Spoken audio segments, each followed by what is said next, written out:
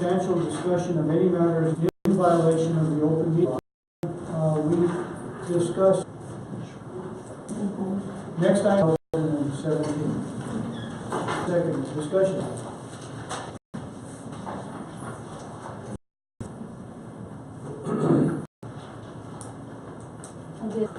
I had one that was upon their exit and vacation time, which was why it being. So page 1 of 4. It's like 5,7,000. What is that second? Yes.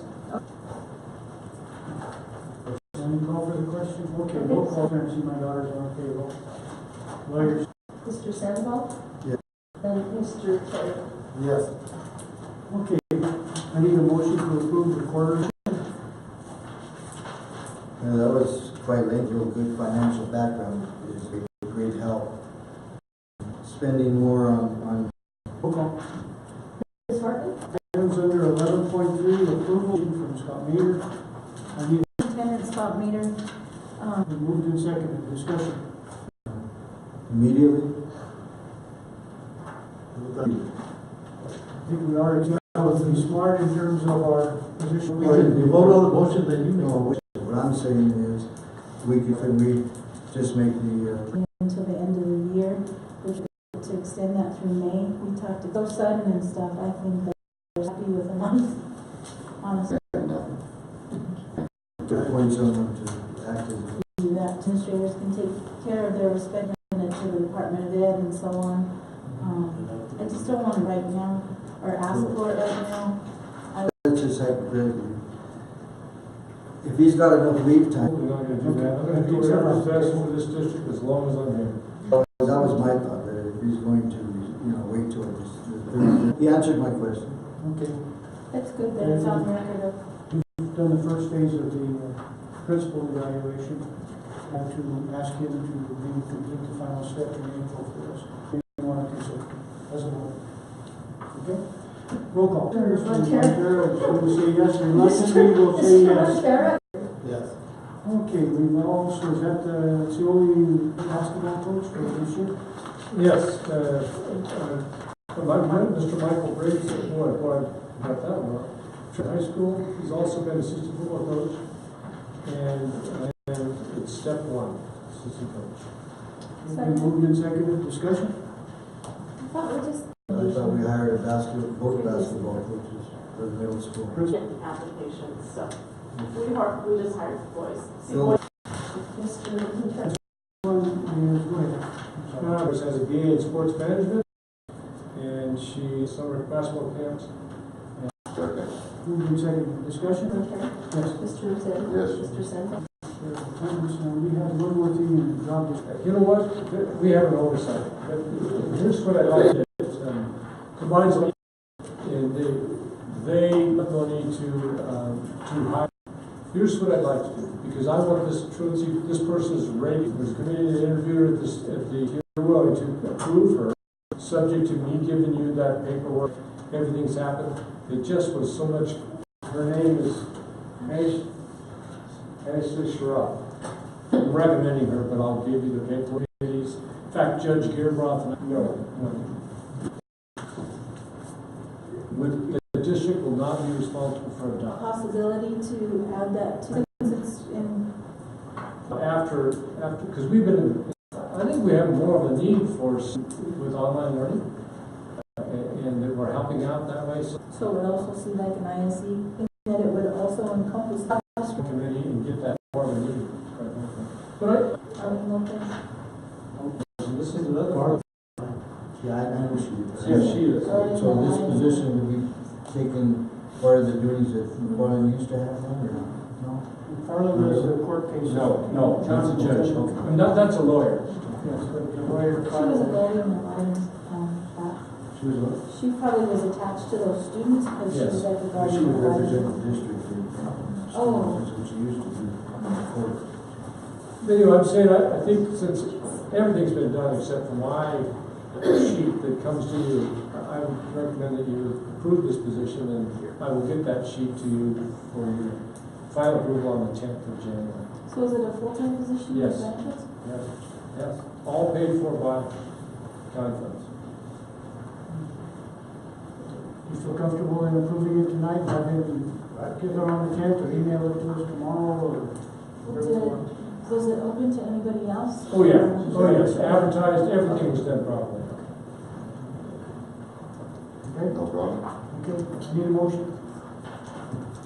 I'm recommending Ashley Schroff for this truancy position. Dan, will take a motion, second? Discussion? Roll call? Ms. Harper? No discussion. Yes. Mr. Montero? Yes. Mr. Lozano? Yes. Mr. Sandoval? Yes. Mr. Terry? Yes. All right. The next item is the approval of the resolution for the board setting the district mill levy for 2017, resulting in property taxes to be collected. That has to be turned in tomorrow, I believe, down to the county, so Jody needs that on file, so we can do that for us. So the first thing I need is a motion. So moved. Been moved and seconded. Any discussion? This was what Carolyn explained to us on. Okay, roll call.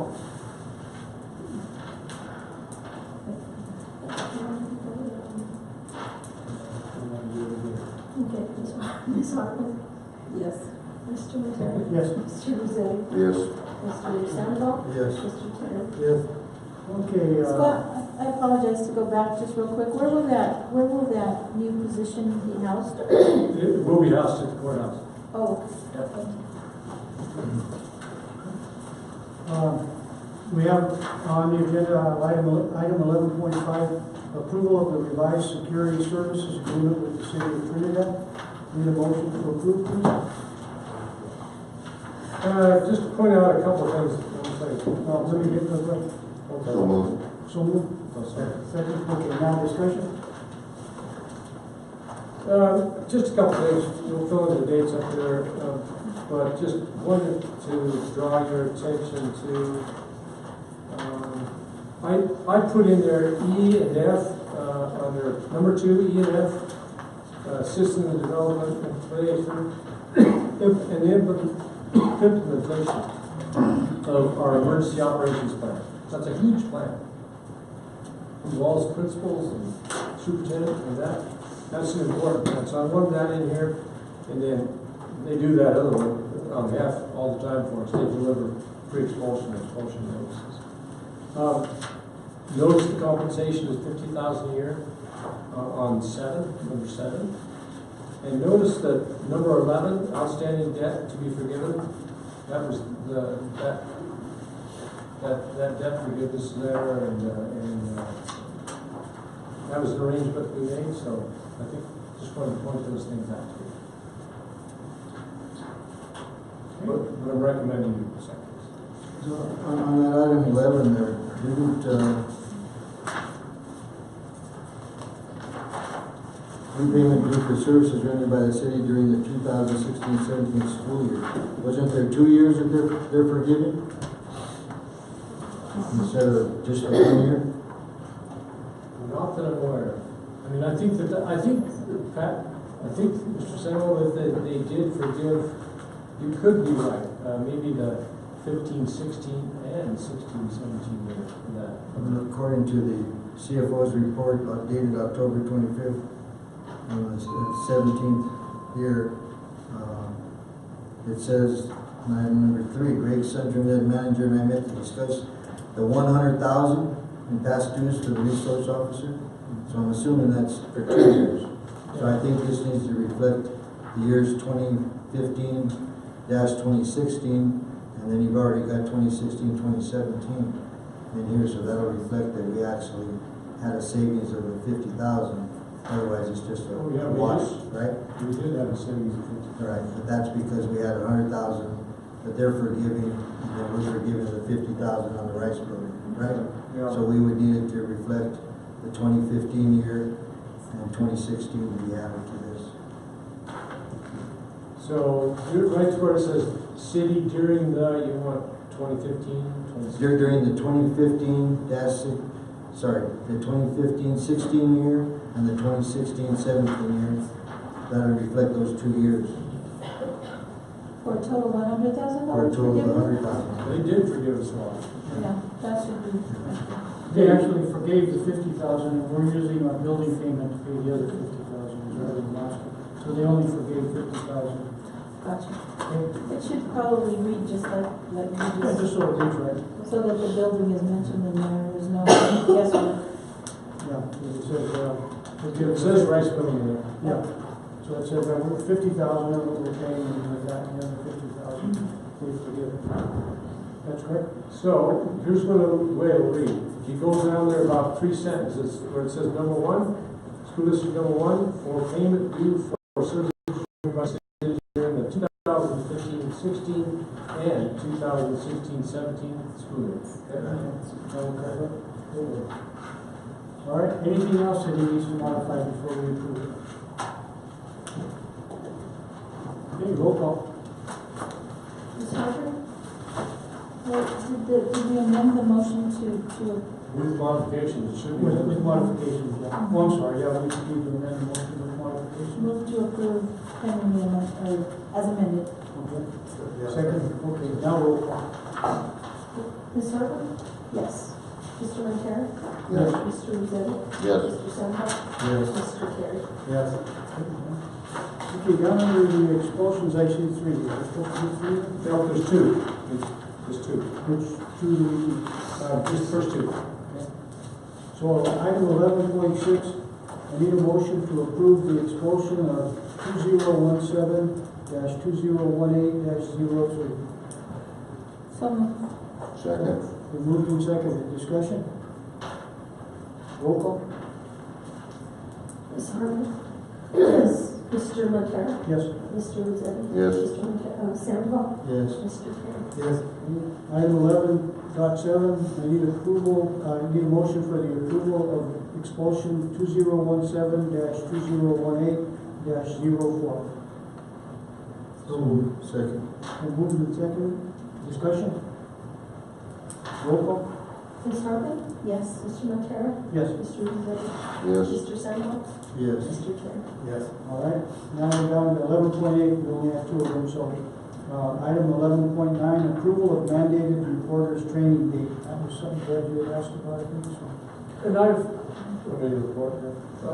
been in contact with social services several times. The date that we're proposing is January 10th, and about an hour and a half training and they're going to have to contact trainers from Denver to come down. So that's the proposed dates to see if it works. And who's doing that, did you say? They're going to get Denver trained. They say they get Denver. Agency here, I'm sorry. Department of Human Services. Oh, For mandated reporting. So that's the proposed date. Now, whether that's going to end up, well, let me check. How long does that training take? Okay. An hour and a half at least. And who participates in that from your perspective? All teachers. Oh? No, that's fine. If they pass that on to the teachers, because ultimately a teacher will report it to their supervisor and then the supervisor reports it. Unless the supervisor is in. We have some of the negotiating team as well. We'll have to change that here. You're right. You're right. Maybe we can have that date by the next meeting on the 10th, Yeah. which is also. There's There's a lot going on that day. It's gonna be a busy day, the week is here. Okay? Yep. So I believe we need to then table item 11.9 until our January the 10th special. Move second, discussion? We're just changing the date for that to just move to the 10th Yeah, to discussion. Yeah, different date. Yeah. Okay. So if we can add that to our special meeting, Diane, on the 10th, so we'll have a date by then so that we can report that. Did we do roll call? No. Okay, roll call. Ms. Harper? Yes. Mr. Montero?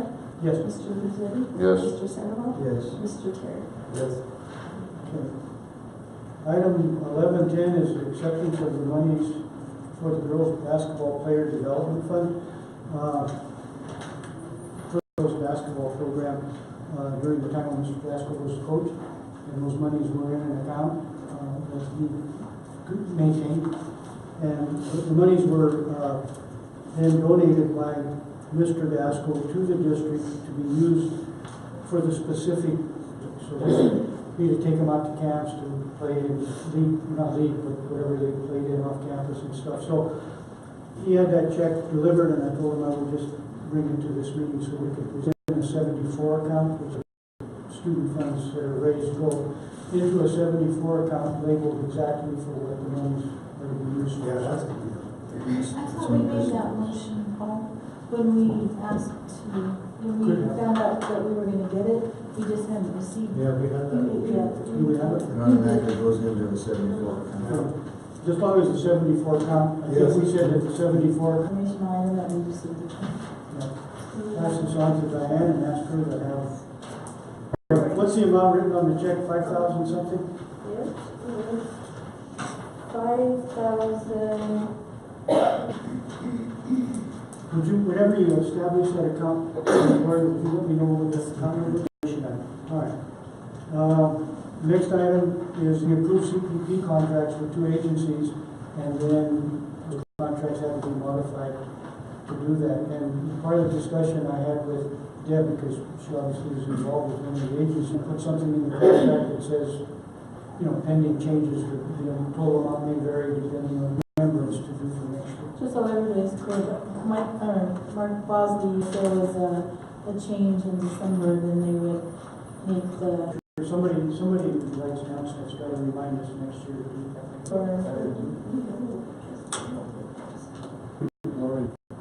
Lori hasn't been here for a week. 285, what was it, 4282, down to 4186, or whatever they told us. A new figure from CDE sometime in January that might even boost us up. You even heard her lot tonight saying there could be another thing. I don't see why we can't. You don't get it all in. We do have a signed contract at the old rate. At the old rate, which is higher. So if we pay the invoices the way that. Right, is there 2 payments? School board, that's in my. Yeah, So, like during that time, the 8257 or something like that, and then half of that, like you said. And so we've always had this problem. I mean, so the first contracts go out with an amount, they get approved, but then there's always an adjustment, a few weeks, months, just varies, and then another contract goes out. Sometimes I don't know because I'm not up or down, Deb, you would know. It does go, and usually they just follow it up with the initial contract for every time the PPO, all of that. Yeah. We just, So I have all the copies. He went through 3 different ones. in essence, just so we get the right numbers, we have a contract, period. Yeah, signed. absolutely. And then as long as we get that basically on an initial contract. So However you want to do it. I wasn't made right. So, and again, I was just helping, so I didn't know that change about that situation, but I didn't know, so. Yeah. We just Right. Are we going to have a signed contract so I can get them paid? Because I won't pay them unless I have a signed contract for the school board. It's signed by it, didn't I sign them? I don't have I have them for the bills at my desk, but I haven't paid them because I don't have a signed contract. Did you? I don't know Yeah. how they went there. I have a copy of the signed contracts because I asked Lori to send them to me. But it's the original, the old one with a different PPO. Contract because they're not signed with the board. I'm pretty sure it had policy, I mean, you know, I shouldn't That's say, just I better their check. best to. Yeah. I did sign the original ones unless she modified it with the new amount. The copy she gave me when I showed her the bills, she gave me 2 copies, one for the CPP and the SPIT, and but I didn't pay them because they're not signed. Sure. Okay, I'll let's take care of this. We can start pinning on this because the adjustments, like right now, it's $8,186.06. Before it was like $8,200. So the adjustment's going to be very, very small. So we can since we're paying frequently, we'll make those adjustments. We'll go forward with the payment. Okay. Talk to me tomorrow. Okay, let's get that going, so your agency, both agencies can do it. Okay, that'll take care of that, and then we'll do whatever with And that. just for clarification, Laura, there should be 4 contracts, 2 a SPED and a CPP for Head Start. And then, And all I see is for the council. there should be 2 for. I have one also Head for Start. it. I have them. Okay. Scott, what were those figures again, if you don't mind? Let me go back here. 8257, and the other one was 8186 or so, I can't remember exactly. Okay, PPR for 17-18 is $8,886.06, and it was 1,200 something. I mean 8,200 something. 52 or 82.25, I don't know. Something like that, yeah. It's not a big difference, but it wasn't. 8286 is what you said. I couldn't, I don't want to give you the exact number on it, but I know it was 8,200 or something.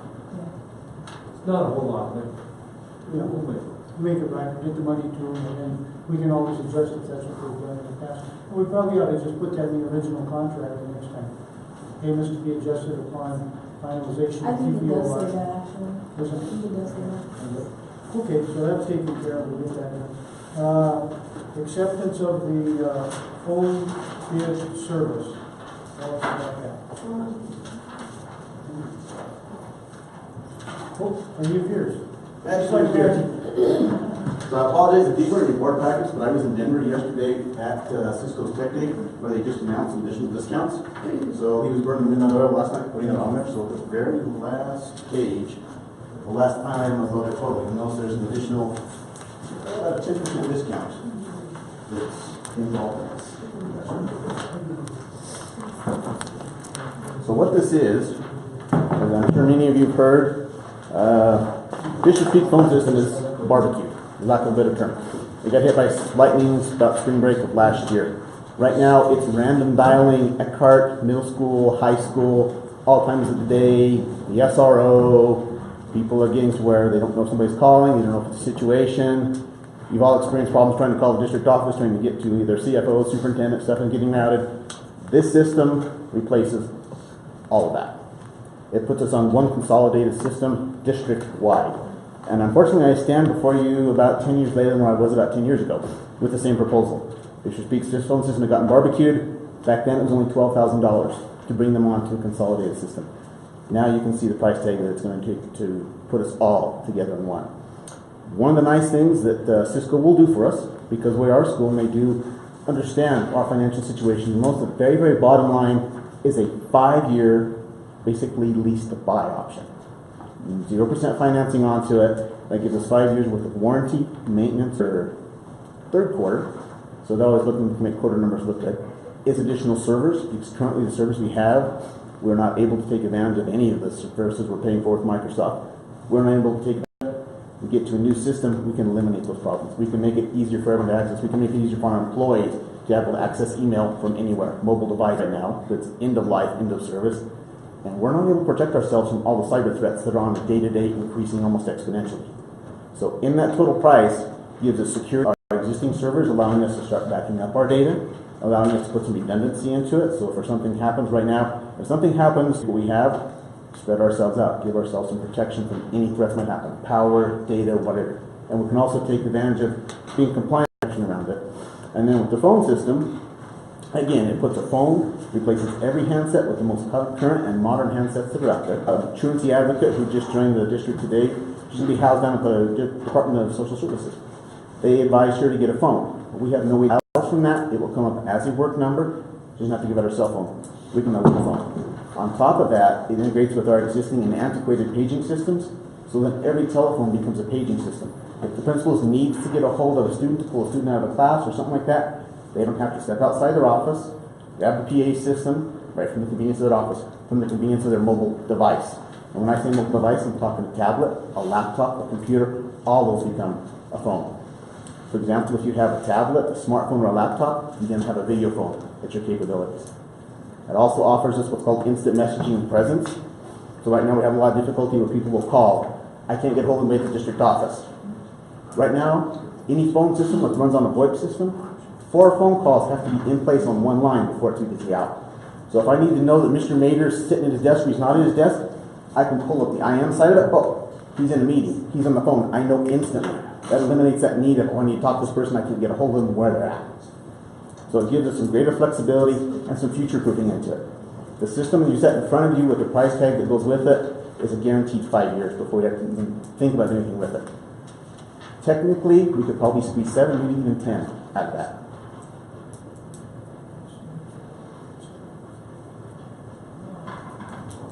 Kind of installation time that we're talking about. Average on that's 21 days for lead time. So you're talking a minimum of 3 weeks. And that's something the company puts onto it. That's something the corporate puts onto it.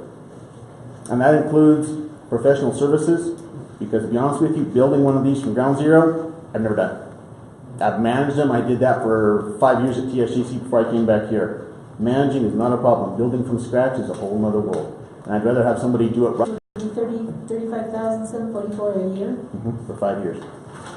but in adding all those up and dividing by 5 years now, I get 33,375. That's the number he gave me. And honestly, if that's the case, I'll bust your chops for it. $11,841. And I'll bust your chops for that one. Yeah. Yeah. Unless he threw something, because to be honest with you, when we did this, we went through back and forth with so many numbers and taking stuff on and putting stuff off. He may have had the original one, the original numbers in there, and not that most updated one to it. This is going to be. Because that's about that $9,000. That would be close to that $9,000 discount that he chucked in there last night. So the first number probably went in prior to that, because like I said yesterday, we were in Denver at the conference, and he was like, "Hey, I got to one of the sessions. Like they offered us another 10%." So we're sitting there as he's talking to other customers. He's working on my quote, going through it. So that probably final number of the breakdown, it doesn't include the part of that 10% discount. But it's in an email last night and say it's 166,879. yeah. So what is that divided by 5, right? Yeah, and that's what Deb said. It comes up a difference of about, what'd you say? 33,375 a year. Right. For 5 years. Where his $1,000. My guess is that's going to probably fall around that discount. Everything nailed down to exactly as cheap as we can get it, and that kind of wonderful stuff with it. So what we're currently paying, this would take the place of that, so. We're not paying anything right now. What we have is we own it. But what we have is insufficient to be able to do anything that we're needing with. It's just a day-to-day struggle. Hey, I'm going to pick on Kim. If her phone dies at the high school, I can't replace it. I've had to do that with the school nurse. She's having problems right now where calls are because of the system that they put in place. So Ronnie, if we have professional services needs after the That's what the warranty and tech support for. We have up to tier 1 support, and I don't think they run. So if I've got problems with them, I can holler and say, this is the problem. And what's really nice with the IM side of it, the information side of it, that allows for a problem there in the middle of something, like my computer just freaked out or something. You get a hold of them because I'm on the what's called Jabber, it's your IM client. They type and say, hey, this is what's going on. You screen share with it. Oh, okay, this is not a problem. When you fix a couple going, my computer doesn't work. Try 10-minute drive up for a 2-minute fix because they need one easier. Like I Well, said, it's a safety issue too right now. If the phones aren't working, and we have any. I think about 7 or 8 lines on the bottom called C-Wire. That's a piece that integrates with our call system, send out our broadcast to every computer that's attached to the network, any tablet, anything. So nobody should be left out in case of times of emergency. Dial every phone, because right now, right now, if there's a lockout at the middle school, half the time in district office we don't hear it. Fisher speaking that card, unless it comes across the radio, we know nothing about it.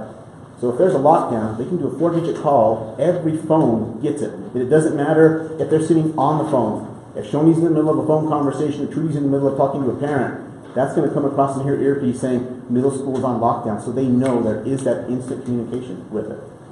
With the single hour piece of terms, if you guys have been in those, ever heard the PA system go, you can't hear it. Very difficult to understand. You can put those in. We can put one up in Carl's plug into the network. It registers with the system, and it's like, send it out, and then you build groups. Eckhart, Fisher Peak, Middle School, High School, District Wide. It's basically the sky's the limit, how we want to configure it. Anybody have any other questions for us? Or the call. So if there's a question about why 911 was called, we as a district have that phone call for us to preview. You don't have to worry about getting with law enforcement. Can you listen to your tape? It's ours.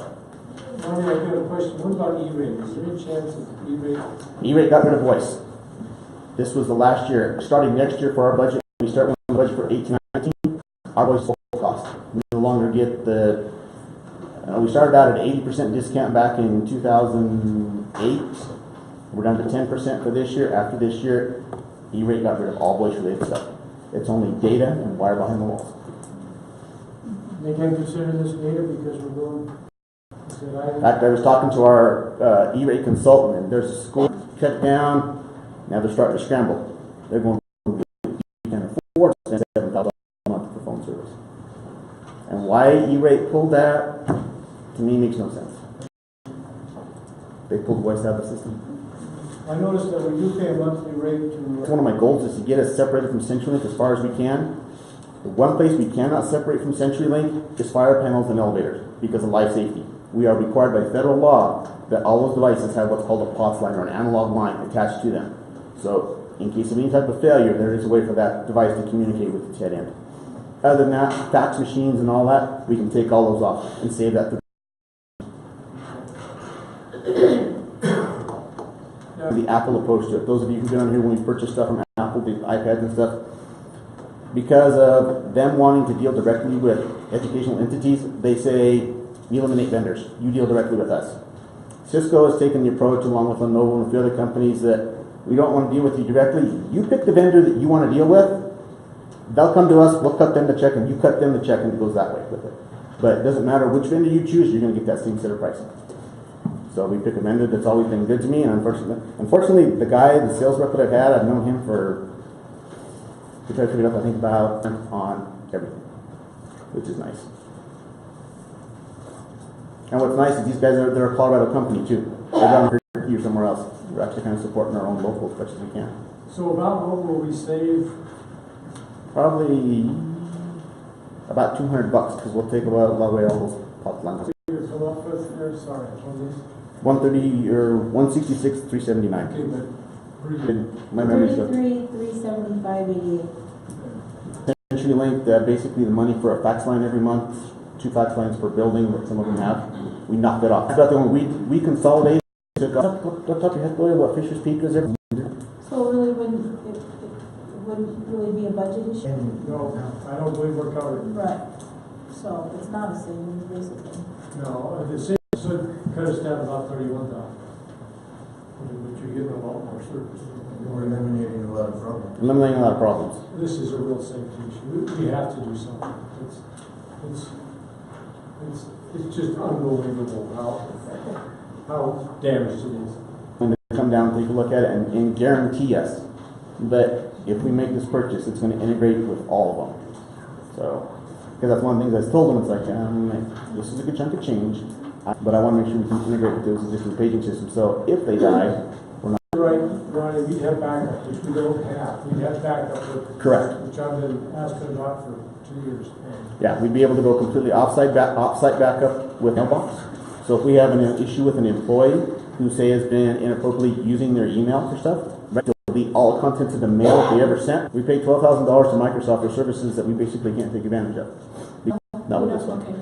Because again, if we go, because the way Cisco does it, I could go to CDW, I could go to PC Connection, any of them. They're going to go to Cisco and say, okay, I want to put a phone system together for Trinidad School District. Cisco's going to say, they've already chosen this particular vendor, so this is So what we're they're not saying. legally obligated to go get more than one bid, and if we did, they wouldn't beat that They wouldn't be able to. 42.5% No. discount. I don't. But They- I'm just talking about the formality, do we have to go out to bid? That's one of the things I've tried in the past is when we looked at this about a year and a half ago, that's when I ran into it, and that's when I found out, because I was like, okay, well, I want to bid from you guys, and you guys, and you guys, because I've had CenturyLink working on one also. And the guy's like, I can't touch it, because they have your exclusive for a phone type system. Now, if it was smaller pieces of hardware, just like the servers, for example, or the security appliance, then I can break those out. But when it's a huge project like this, they say you pick a vendor. So we're using them to do our whole data center, for example, putting new servers and everything in. We select a vendor, and that would be our sole provider for everything for that purpose. Yeah, I think Finance on the policy thing, I think when you talk about professional services, it's something different. Okay. I think it's covered in there. Okay. Professional services is, I mean, this just happens to be, this is hardware and services. Well, and it could fall under emergency. Could fall under emergency. Well, we can't have a school up there for that. Right. I mean, we've got a lot of people. I'll be honest with you, I had Gloria pull this up for me, and I was a little harsh with caution. They put in the phone system we currently have and the servers. The server, I've had to replace hard drives into it, it's got dialing elements into it, pieces, and I can't warranty them. Yeah, we knew that was a problem when they passed that. I don't think we can do without a phone system, a reliable phone system. If I had my kid at Fisher Creek, I want that decision made tonight. Move in second, further discussion? I noticed, I'm looking at the budget, just at the point of discussion, I noticed there's, under technology equipment, I don't know what we spent so far, but we've got software and licenses, 40,000 budgeted and 25,000 for equipment. Have we spent all of those two items already? And Mr. Mayor and I have made a discussion, but we need to talk about my budget. 'Cause my budget, the previous CFO told me don't trust those numbers because they're not right. And when those numbers were created, I was not asked about those numbers because there's several things in there that we can jostle around and move around to know what we need with it. So That's what I'm saying, there may be some giving in that budget for the money. How much was that equipment cost? 25,000. 25 and we're going 35? So you can change your light items to. And well, probably the software piece at 41,000, and I think when I looked at the number, right, the internet piece was quite high too. So there's a lot of money we can take and move from one to the other to cover that. Then it's gonna come up again for the buses. We gotta consider that, because you know the figures on that, don't you? Ramon and I spent a little bit of time with that today, and we knocked that down for the 8 buses to just a fuzz over $8,000. Bandit. So say next year, a couple years down the road, it looks good. We can start from the driver back to the tail, and from the tail forward with it. Now we played around with numbers, trying to see. Got a hold of our rep for that. The gentleman's going with the company, so the guy who took it over called me back and said, "I'll have you figures tomorrow." So I don't have anything super duper solid with it, but it's roughly, I think, what, 80, 70 that we figured for the 8 buses? Somewhere around that, 80, 70? So the two projects combined, we're looking at $41,000 basically for. Say 42 just to be safe. Yeah. And then what's nice with the cameras, well, that's, Looking at and prioritize or I got it. whatever. and see, this is one of the nice things with, kind of with IT, and this is where the most places will take an approach with IT, is you make that one capital investment, say 160 grand, but then IT shrinks for 5 or 7 years, and so then you can take that large money, invest it in transportation, maintenance, wherever it needs to be. And that's unfortunately, I don't think something we've ever done as a district, is made that one capital purchase, said, okay, we're here for 5 years, 7 years out of this, and then we come back around to IT. So the budget grows, you spend it, it shrinks down to a small piece enough to survive, and keep going that. The one we did, we had $40,000 in there for tech software and licenses and equipment, another 25. So we had 65 in there, and if you say we haven't spent, I haven't spent anything out of equipment at all. I spent just a little bit on the supply side of the house. Because without knowing exactly what my numbers were, I'm not going to spend. So until I have something solid with it. And be honest with you, normally I'll try to put my purchases off toward the end of the fiscal year. So that's where we're covered for the next year and keep myself going. Save that money in case something pops up. Don't spoil it all at the beginning of the year because you never know what might die. So if you're up till the end of the year. Well, if we had a choice, but these are two emergency. it looks like there's, Planning. we've probably got money there. So we just can't spend nothing the rest of We the could spend anything. I'll be honest with you, that right there will keep me busy for quite a while. Yeah. So again, if it's approved tonight, Ronnie, when would they do it? If I prove tonight, we can have Gloria cut the purchase order tomorrow and the process will start. But most of the things you're looking at about a 3-week lead time. Because if you look on the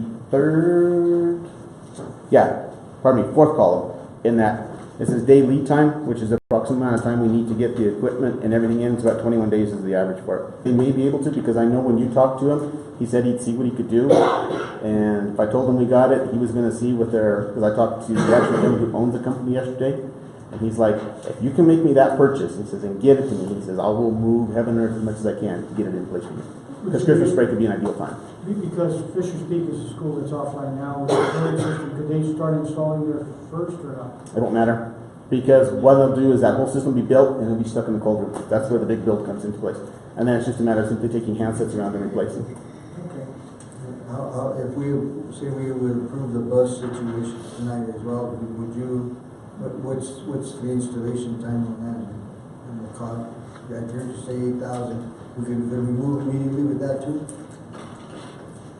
I'll be honest with you, Pat, without ever playing with one of those, I they have schools all over the state that are doing it. Because all it is just, the hardest part is mounting the DVR, finding a good secure spot for it, getting power from that to the battery, and then running the cables through. And it looks, what he had was just you pulled out some of the screws that hold the inside casing, the outside casing of the frame of the bus, the sheeting on the bus, and put basically a cable loop through it, run the cable through it.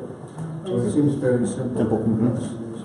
Do you know any old technicians might be able to help you with that? I don't know, I could call. Okay, so we've got a motion, I think we have a motion. To approve. Any further discussion? Maybe just, Just one thing, Ron, before, it says this is just for information purpose. We Yeah, could get a form. We'll get a final, yeah, we'll get the finalized one that has the exact numbers for the monthly and everything. Right. Because we'll have basically a contract with them to sign, which will have all the tapered language into it, that says for some reason if we can't meet it, there's no penalties for us for pulling out of the contract with it. And that's one of the things that the Cisco finance people assured me was, if for some reason you can't, we will work with you. We don't want to put a whole system into your district and then say, oh, sorry, you can't meet that, and pull it out. Right. They will work with us. But all that language will be in there. Because Yeah. that's one of the things I've asked for. It's like, no, if we can't do tapered, no. So they said, no, that's not a problem with it. They'll have all the language in there. Which of course, Mr. Montero will have to sign the board. We'll make sure you guys review it before we Right. ink it. So that motion should have the amendment to read accurately to Yes. the contract, not just the draft. Yeah, with the exact amount of monthly fees. Yeah. We'll approve it so they can get started. And that's one of the things I've asked too is, do we have to do an annual payment or we can do a monthly payment? Because the former CFO, when we had started talking about this, had asked if they could do monthlies, would make it easier, smaller impact on the budget. Because as money comes in, it would be easier for us. That's one of the things I've asked for too, is to make sure we can do that. Versus a balloon payment. I'd like to add the word emergency on this too, because I think that, Yeah, it's emergency replacement of the telephone system. Okay, did you amend your motions to say that? I do, and I like the monthly approach too. I was gonna figure it out, but I'm not that fast. So, but that would be a highly recommended monthly rather than the yearly installment. Contract with all the safeguards approved pending all of that being. Okay. Roll call. Did you get all that, Di? Okay, very good. Ms. Hartman? Yes. Mr. Montero? Yes. Mr. Rossetti? Yes. Mr. Sandoval? Yes. Mr. Terry? Yes. Okay, confidentiality agreements. At our last meeting, we talked about signing these up annually. You might be back on to it. I think that, we're waiting. Jesse was supposed to send us one. He did. He talked with me, I don't know when. He said that he found that should have been in place all that we should be signing those agreements. The established board along. I looked at the CRS book, and it just says, after the election, special meeting, get it and sign the confidentiality agreement. It just pertains to new people that are elected. That's what it says. So, I mean, it's kind of like, if you want to redo your vows for marriage. As far as I'm concerned, if you do it once, I think you're good. I mean, that's all that's required by the law, as far as I'm concerned. Jesse knows more about the law than I do. He I don't see anything started in out this. quoting it just like you did, that upon, as a result of every election, all board members sign again.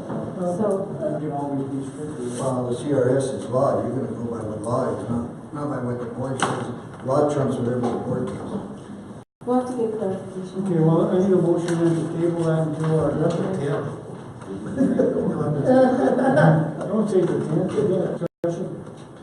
Just like to have those at that meeting to sign it. Yeah. Better just use our. Okay, you got a motion on the floor to table that until the January 10th of 2018 meeting. Let's just put that off till next year. How's that sound? Okay, roll call. Ms. Hartman? Yes. Mr. Montero? Yes. Mr. Rossetti? Yes. Mr. Sandoval? Yes. Mr. Terry? Okay, we've got reevaluation of the accounts payable, job description, and compensation. Everybody get a job. Those duties that Gloria has agreed to take on, because we're going to eliminate one position in the business office, Lori's position. So those are added to. I've got another handout also. Do you have any question about those? That's, yeah. So you say it's posted, but we're not gonna fill it? Nope, we're not going to. That's the only thing we might do is CFO position. And everything in red is additional duties that you're putting on with this performance responsibilities? That's correct. I'm gonna add,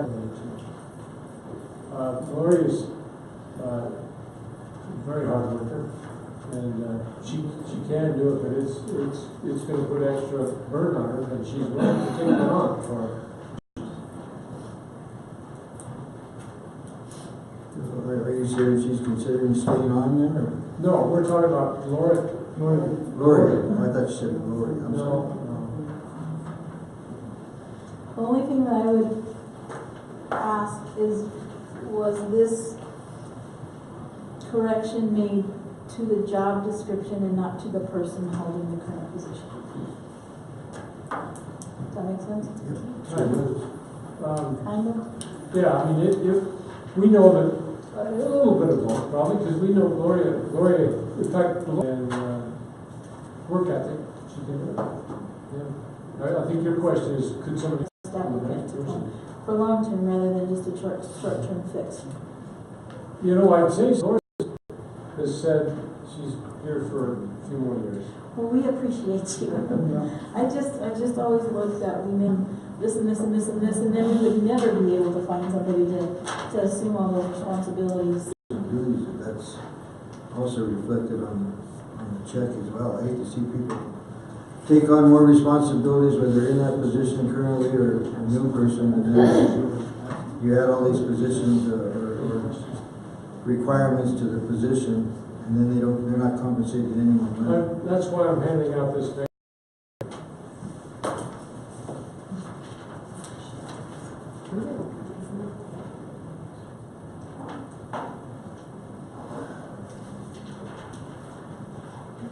Years, Gloria decided to retire when we hired somebody who uses this job description. Right, you'll always be what, 45? I hope I'm not around.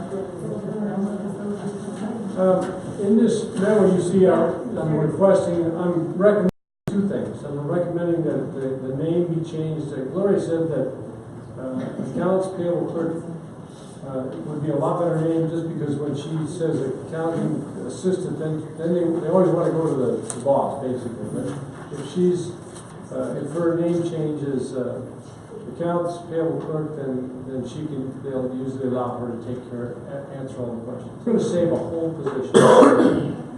Lori Glasgow's position, we're saving position, and then, yeah, the CFO will take on some of those duties from Lori too, but this is really going to get us by here, and I'm requesting that she get paid $5,000 extra for the end of the year, or $10,000, as I said,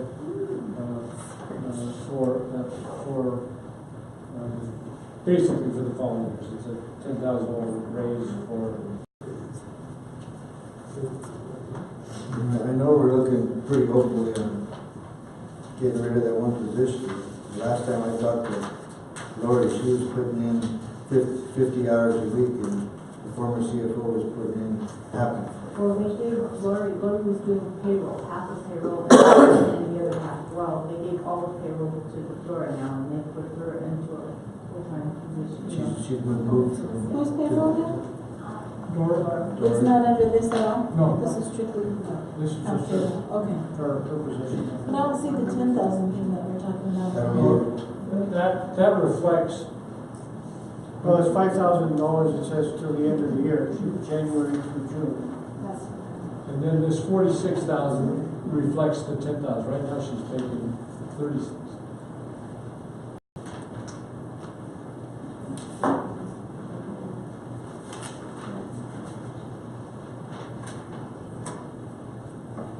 How did you arrive at that number?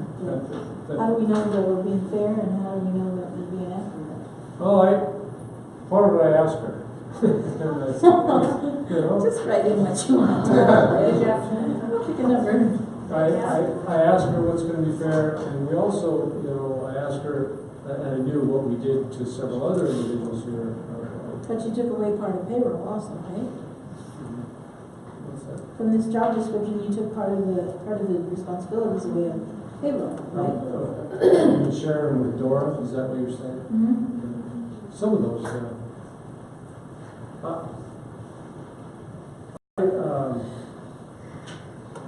so part of what I asked her, part of I just, yeah, you have to just, Her job will go to the CFO, part of it's going to Dora, and part of it, I sit up on. So, in other words, we're dividing duties, you know what I mean? And it's gonna take a little bit of job. So I was kind of hesitant on to be married to this job. I wanted to do a good job, but that's how come I didn't put too many items.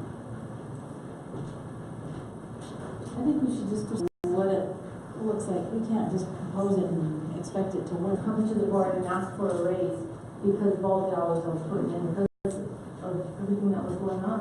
So when I was asked, would you be willing to take to rehire somebody in the position if we can? And That that's wasn't brought to the board, that was brought to the superintendent. Mm-hmm. That wasn't brought to the board. Mm-hmm. The redetermination, but she would have went to you and it didn't come. Is that we go ahead with the approval for this position for the remainder of this year and evaluate it at the end of the year along with obviously your I think that would be. To Gloria too. I was trying to go halfway, you know, Right. take on more than I Have a job description to handle the changes as well as an agreed upon salary until the end of the year from January through. And if she could handle it all, then we could give her something else. Additional compensation. Yeah. Okay, so, then make your motion, say what you wanted to say. I would move to approve with an amendment to the last sentence. strike the last sentence. Right. Okay. Okay. To be determined at a later date. And second? Been moved and seconded. Any further discussion? Roll call. Ms. Hartman? Yes. Mr. Montero? Yes. Mr. Rossetti? Yes. Mr. Sandoval? Yes. Mr. Terry? Yes. Okay, the next item on the agenda, we added item 11:15, and that was the emergency, David alluded to the bus cameras, but you call it emergency, Transportation. okay, emergency transportation. This is for the cameras for the buses. I so move that we approve. That's it. Okay, it's been moved and seconded that we approve the purchase of the bus cameras, and I believe you said it was, I'm sorry, it's been moved and seconded, time for discussion. I was gonna ask one more question about the price. You said it was how much per camera? Per camera, $10.90 roughly. So about $1,100 a camera? Yes. And eight buses, you said? Yes. It was like a total of, 9,000, right? About 87. $90. Right. Yeah. Roughly like- And that's one camera per bus? Yes. And that would- Well, two cameras, the front and the back. But that 8,000 is for two cameras? That's per bus? Yes. The 8,000 is for 8 buses and the 1,100 is per bus. Oh, okay, I got you. So the cameras are actually on 500 or some buses? I think Yeah. Gotcha. And then that will include the installation. I mean, Ron's saying that between him and you think you have there won't be an additional charge for installation in any way. No, it would just be me and Ron, no additional charge, no professionals coming in, me and Ron doing it. You can use the help. Bus drivers even. And I'm gonna bring up one more thing that I brought up twice in this discussion is, are cameras on the buses enough protection for those buses? To put all that responsibility on the bus drivers.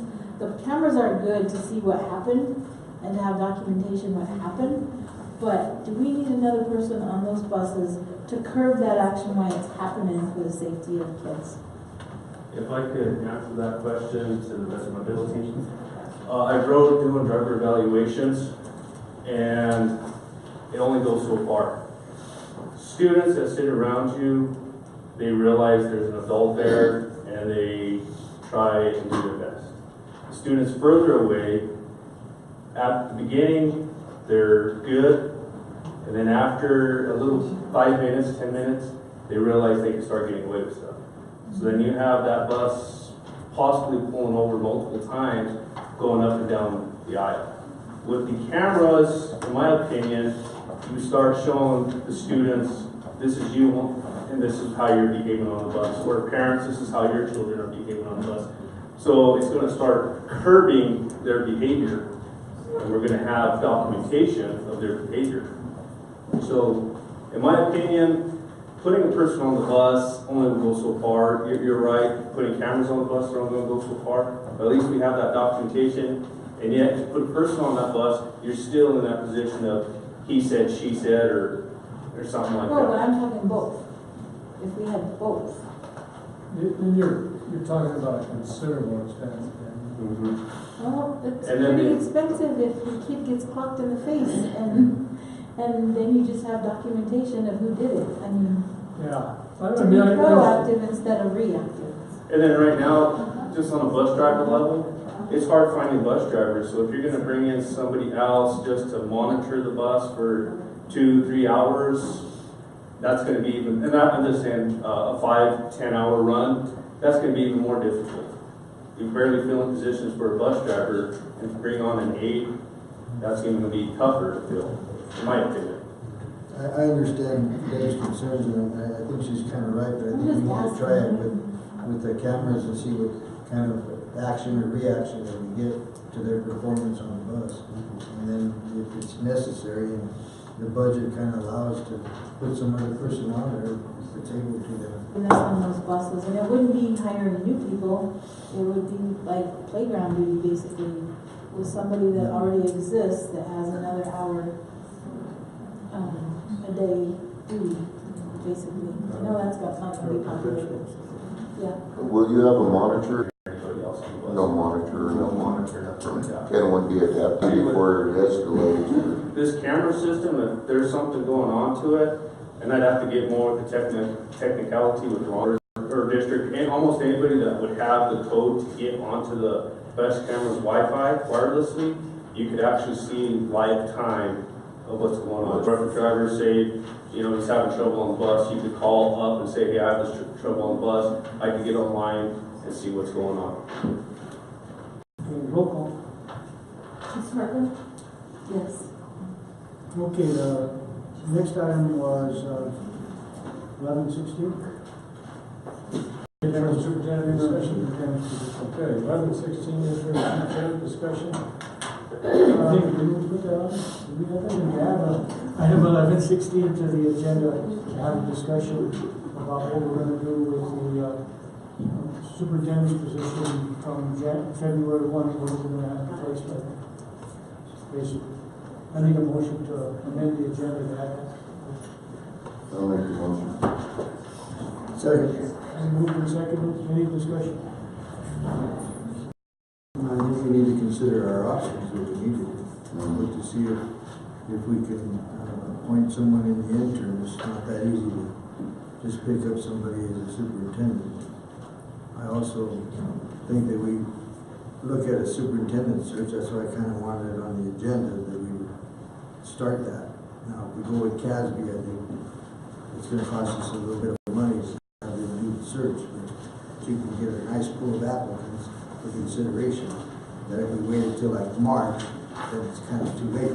You're getting everybody here to see if we have someone that maybe be capable to take it on as an intern search. And I'm sure we've got people in the district that can apply for the superintendent's position Okay, but we got to add it to the agenda. Can we add that to the agenda? for next meeting. No, for right now. Ms. Hartman? Yes. Mr. Montero? Basically, a short term on that would be a long-term job, and then we've got to figure out what we're going to do from February. That's kind of what I just said. With an intern and decide whether we feel differently from someone that may be interested in the position. And if there is, then we proceed with that. But there's certain procedures that we as a board have to follow. I believe that, if I'm right, the law requires us to inform the public, and then there's a 14-day wait. You can appoint an intern. You can appoint an intern. But as far as selecting this, we didn't adhere to the law, to be honest with you. Hiring the superintendent is completely different. And the intern may be the person that No, us you and have the, to apply. and the community and everybody else wants it as well, so it just depends. We need to get it out there that we're looking for a superintendent. Right.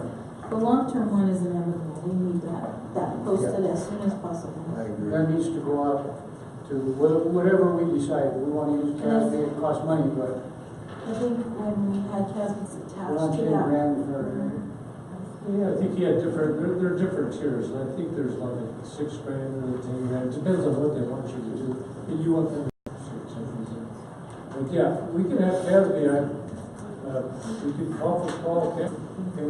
Well, let's put that on the agenda for next meeting, that we conference call CASB, make the arrangements on, January the 10th to discuss the, year 18-19, basically. That would begin July 1, that particular position.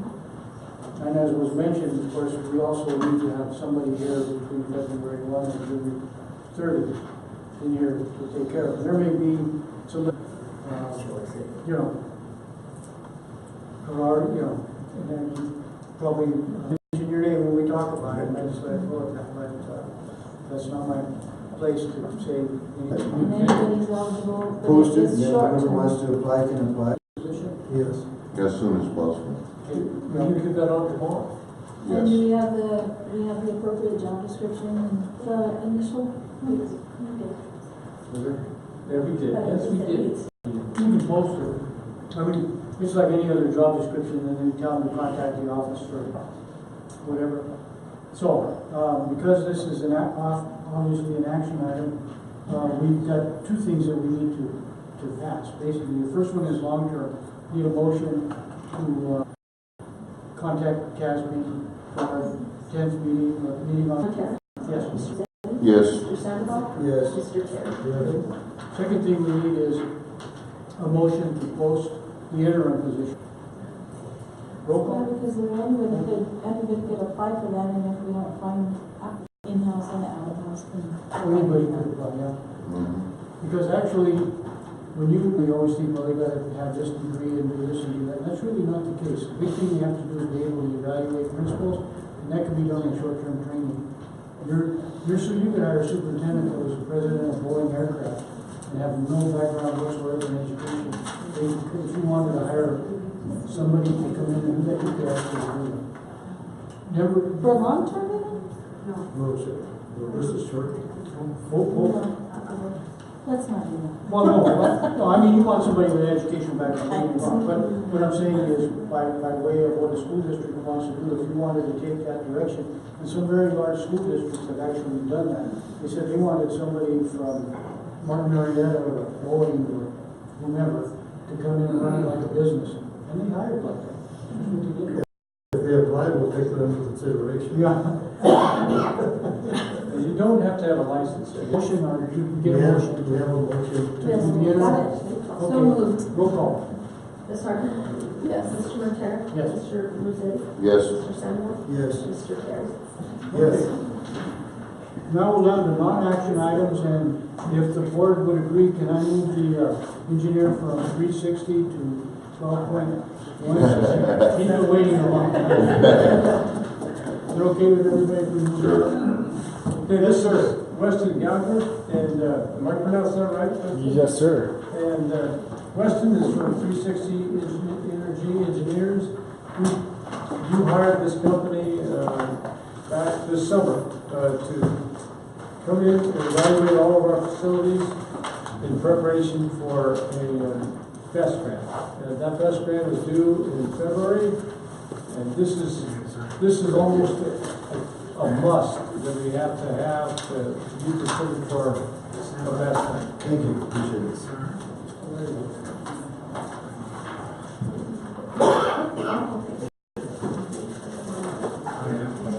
Yeah, let me preface the two. You know, we didn't, I made it clear, 360 Engineers, they are not gonna be the one that makes the decision about our facilities. The board will make that decision. The board will clearly, what they are, with our facilities, not 360 Energy Engineers. They operate off of the board's vision, Doesn't mean that a neutral party like 360 Engineers, doesn't mean that the board's not going to, of course, take into consideration. So, when we talk about closing a school, I know that's out there. Well, okay, the option is not to close a school or to close a school. Well, it's a little, let me give a little background to that. Thank you. Because that's, hello everybody. People here who want to talk about certain things, there's also certain things we need to talk about. You know, if nothing more, we definitely need to get updated on where we're going with this master plan and more importantly, what the district, you know, needs to apply for in an application. And that's the purpose of developing this master plan, so we can have all the information possible, take whatever information is relevant, put it in an application, and make that request, and make a strong request, and that's supported by the materials in the master plan, and it is well thought out. So what I'd like to do is give the board and anyone else who cares at this point an update on our developments in terms of really outlining some specific scope that we know now is a priority, is going to be in the application unless you tell us not to, but from our kind of engineer and architects who are working on this, we know that there is this core scope related to the middle school. So I do want to go through that and discuss it really on a high level.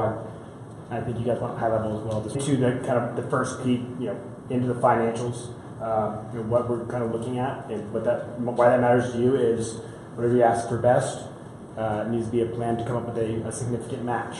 So we need to know what that looks like now, and as we continue to develop this.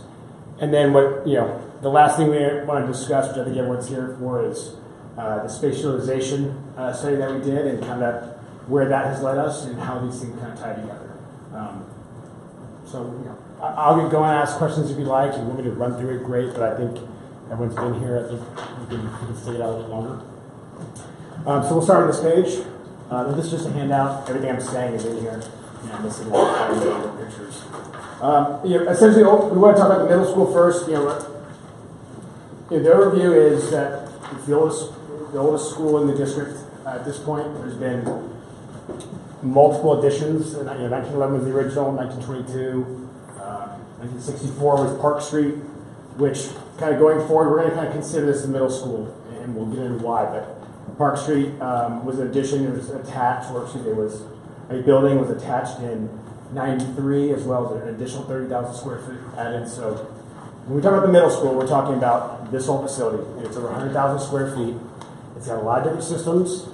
It's got a lot of age. It's got a lot of issues that come with the building that old. And we went over them a little bit last time, and we want to highlight them because they leave that scope. But this is what we want to focus this project on. And I say that knowing that there's scope needed at the high school related to things like HVAC, ADA, and some other things. There's scope needed at Eckhart and Fisher's Peak related to the same things. We can't ask for everything in one sitting, and so we want to become very focused on what we're doing, and this is where we are guiding this. Unless you tell us different, and the feedback we've gotten so far is not different from ours. That the middle school needs the most work right now, and any investment or efforts are going to go here. Is that accurate? So we want to adjust this high priorities. We want to bring this facility up to a modern K-12 facility. We don't want to do band-aids and fix some things. The goal is to bring this up to a building that, for the future of the district, is a modern facility. And from the challenge we've seen, that is not overcomable. I mean, there are some issues, but nothing that says don't put a dime in this building. We obviously want to have a student learning environment. The safety of the district students and staff. From our side of things, we also want to focus on relieving some budgetary issues, so where your money becomes more proactive and maintaining as opposed to reactive and band-aiding these buildings. That's kind of a district-wide goal as well. And part of this, something we need to show best that the direction we're going. So as I said, as we talk about kind of the scope, we're including Park Street in this analysis right now, and we'll get into different reasons why, but so we're going to go to the next page. Any questions so far? We all just waiting to get to the spatialization.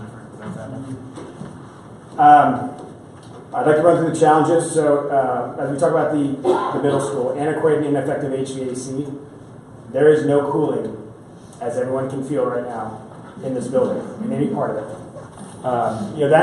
That stinks for the people in this room right now, but more importantly, this is how classes are. I mean, no cooling is, in Colorado, even a few years ago, was not a big deal. It's a standard everywhere at this point, and it needs to be a focus. And when you talk about that stuff like health and safety, HVAC is not top on their priority. When you talk about a district that doesn't have cooling, they recognize that is a problem. So that's going to be a big part of this project, is doing a clean slate HVAC project in the entirety of this building. Substantial thermal comfort and air quality concerns. We have CO2 monitors in the building right now, gathering data. We're doing that to check a box. We know that's going to come back with some readings that are above certain levels of CO2, but nothing that everyone needs to freak out about, but above standard levels and expectations. There's no outdoor air ventilation system. The fresh air is by the windows. The windows don't often work. So as you see, these things are adding up, and we're talking about a comprehensive approach.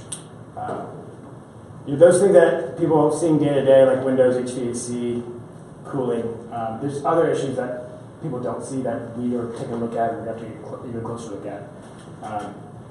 Foundation, especially in 1911 and 1922, there's no vapor barrier. They just didn't have them then, so there's been some water penetration into the foundation, the wood grade foundation. As of now, we haven't seen anything that was kind of we need to find out, do we step away from this altogether? And the answer is no. It is a solvable issue. It's going to take some excavation. It might, it could be a few spots, or it could be the entirety of that area. We still need to find that out. We are planning right now for the best to be on the bigger side of that. We'll talk about the budgeting later on as well. A lot of that's attributed to poor drainage around the school as well. There's some water pouring in certain spots and running in certain areas. It needs to be looked at. There's comprehensive exterior mortar degradation. You guys know what I'm talking about? The bricks, you can't, that's a fair picture. You can't see the mortar. That's solvable. A comprehensive tuck pointing project, which is a big project, can solve that issue. It's not something that you need to throw away the building for. What did you call that? Tuck pointing. This right here, different. So I'm kind of jumping ahead in scope as well, but sagging and damaged or deteriorated subfloors. We're talking about the hallways mostly in that 1911 portion. This was another kind of red flag for us that we thought could really change the direction of this. From what we saw, we got into two areas, I believe. Our concern were the joists that hold the floor up. They're in fine shape, what we saw. They're old and they're wood, but that's what we care about. And from what we've seen, the examples we've seen so far, short of us ripping up the floor, we're not going to do right now. We've seen good examples of that. Is that mostly fir? Excuse me? Is that mostly fir? Wood, Douglas fir? I'm not sure. It's probably pretty nice wood though. They used to just not even care. A walnut maybe. But the tiling in that area needs to be replaced, either for cosmetic reasons, and we just need to see what's down there at some point. So addressing the subfloor where it's needed and budgeting for a larger size project, but kind of hoping for not in retiling. And we get in there, we're getting to some of these places that no one really goes. We're going to start looking at some ACM and some abatement projects that go with this. So we're going to budget into that and plan that that's going to be a sizable project with this as well. Accessibility and ADA compliance. There's a lot. I've actually condensed the list on the next page of what needs to be, but there's a lot of those small things that need to be addressed. And they just add up, right? Railings and bathroom fixtures and signage and new ramps, like those things are going to add up. And it's not, it's going to be one kind of project that we should take care of in one city as well. Exit and egress entrances, the doors around the building. For the purpose of this meeting, it's essentially a comprehensive replacement of the doors around the middle school. For different versions, some for ADA, some for fire safety, some for security. They're all addressed that way. And then fire protection systems, there's some kind of things that aren't working correctly, some things that need to be expanded in other areas, things that need to be corrected. and added as well. So as you can see, I mean, is there any part of the building we didn't talk about? Electrical at the middle school is actually pretty good, except for in Park Street. So the electrical scope is two parts. Thank you, sir. I was just winging it. I'm supposed to stick to the script. Electrical, Park Street needs essentially a comprehensive electrical upgrade. The service is not adequate for what a future plan in this area might be, especially a new HVAC system, offices, classrooms, whatever. This needs to be updated to a modern facility that includes electrical. The rest of the electrical is actually in pretty good shape.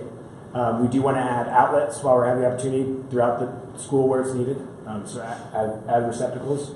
The backup generator is not in good shape. It doesn't do much, and we want to get that to a standard to where if you lose power, or there's something where you need a backup generator, it's maintaining power as well as the heating and cooling system.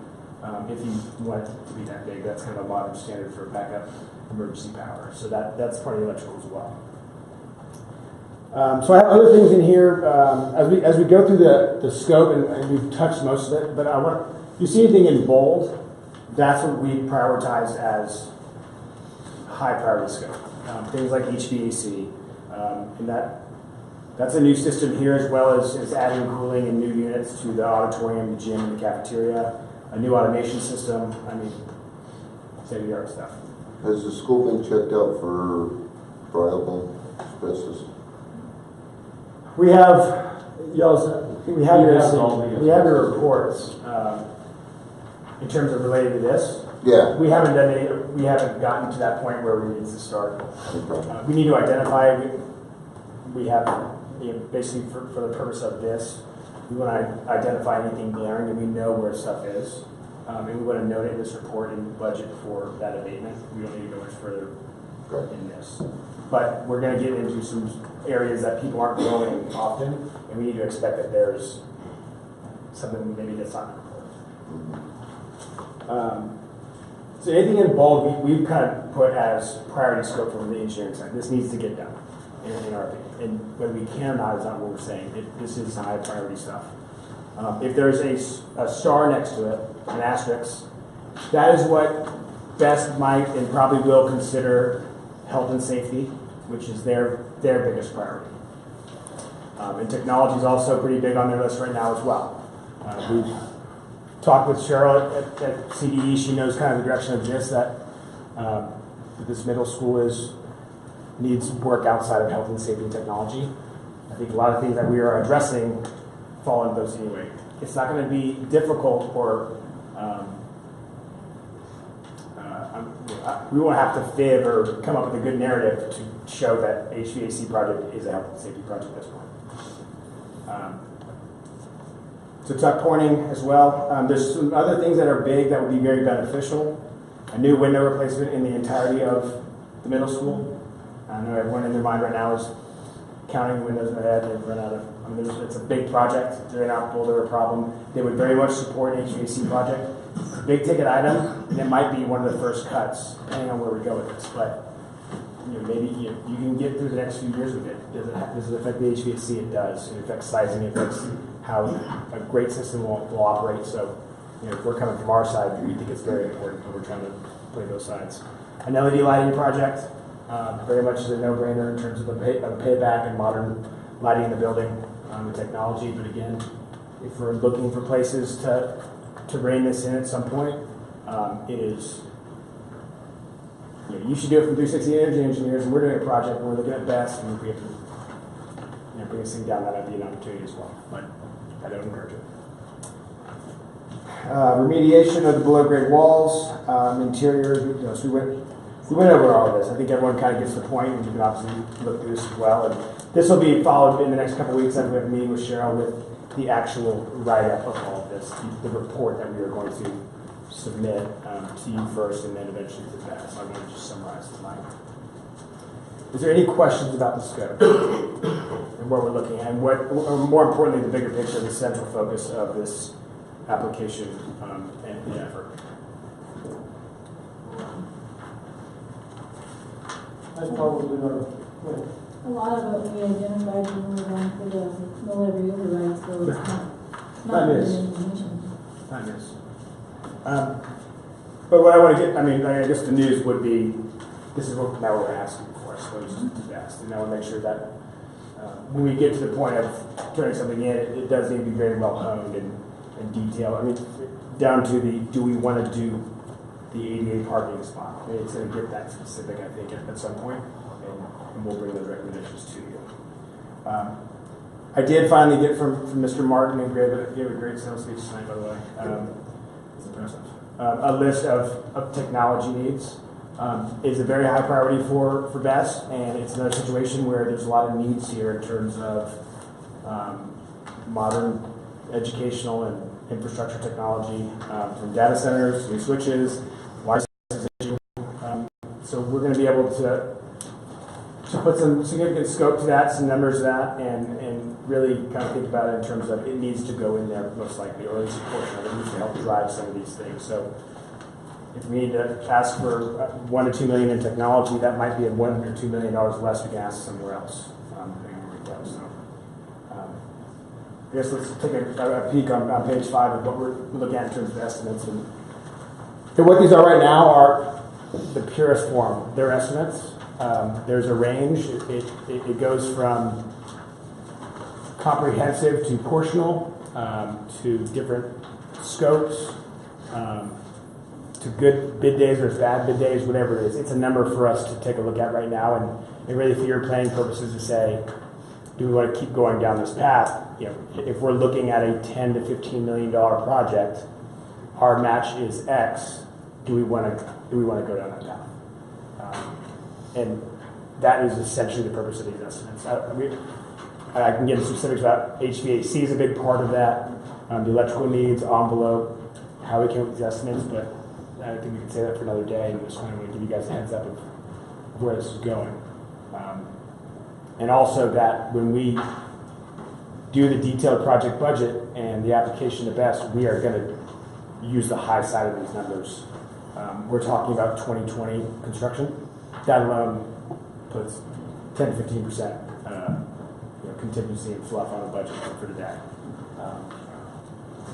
So hazardous materials, that is, abatement project, which could be any range at this point.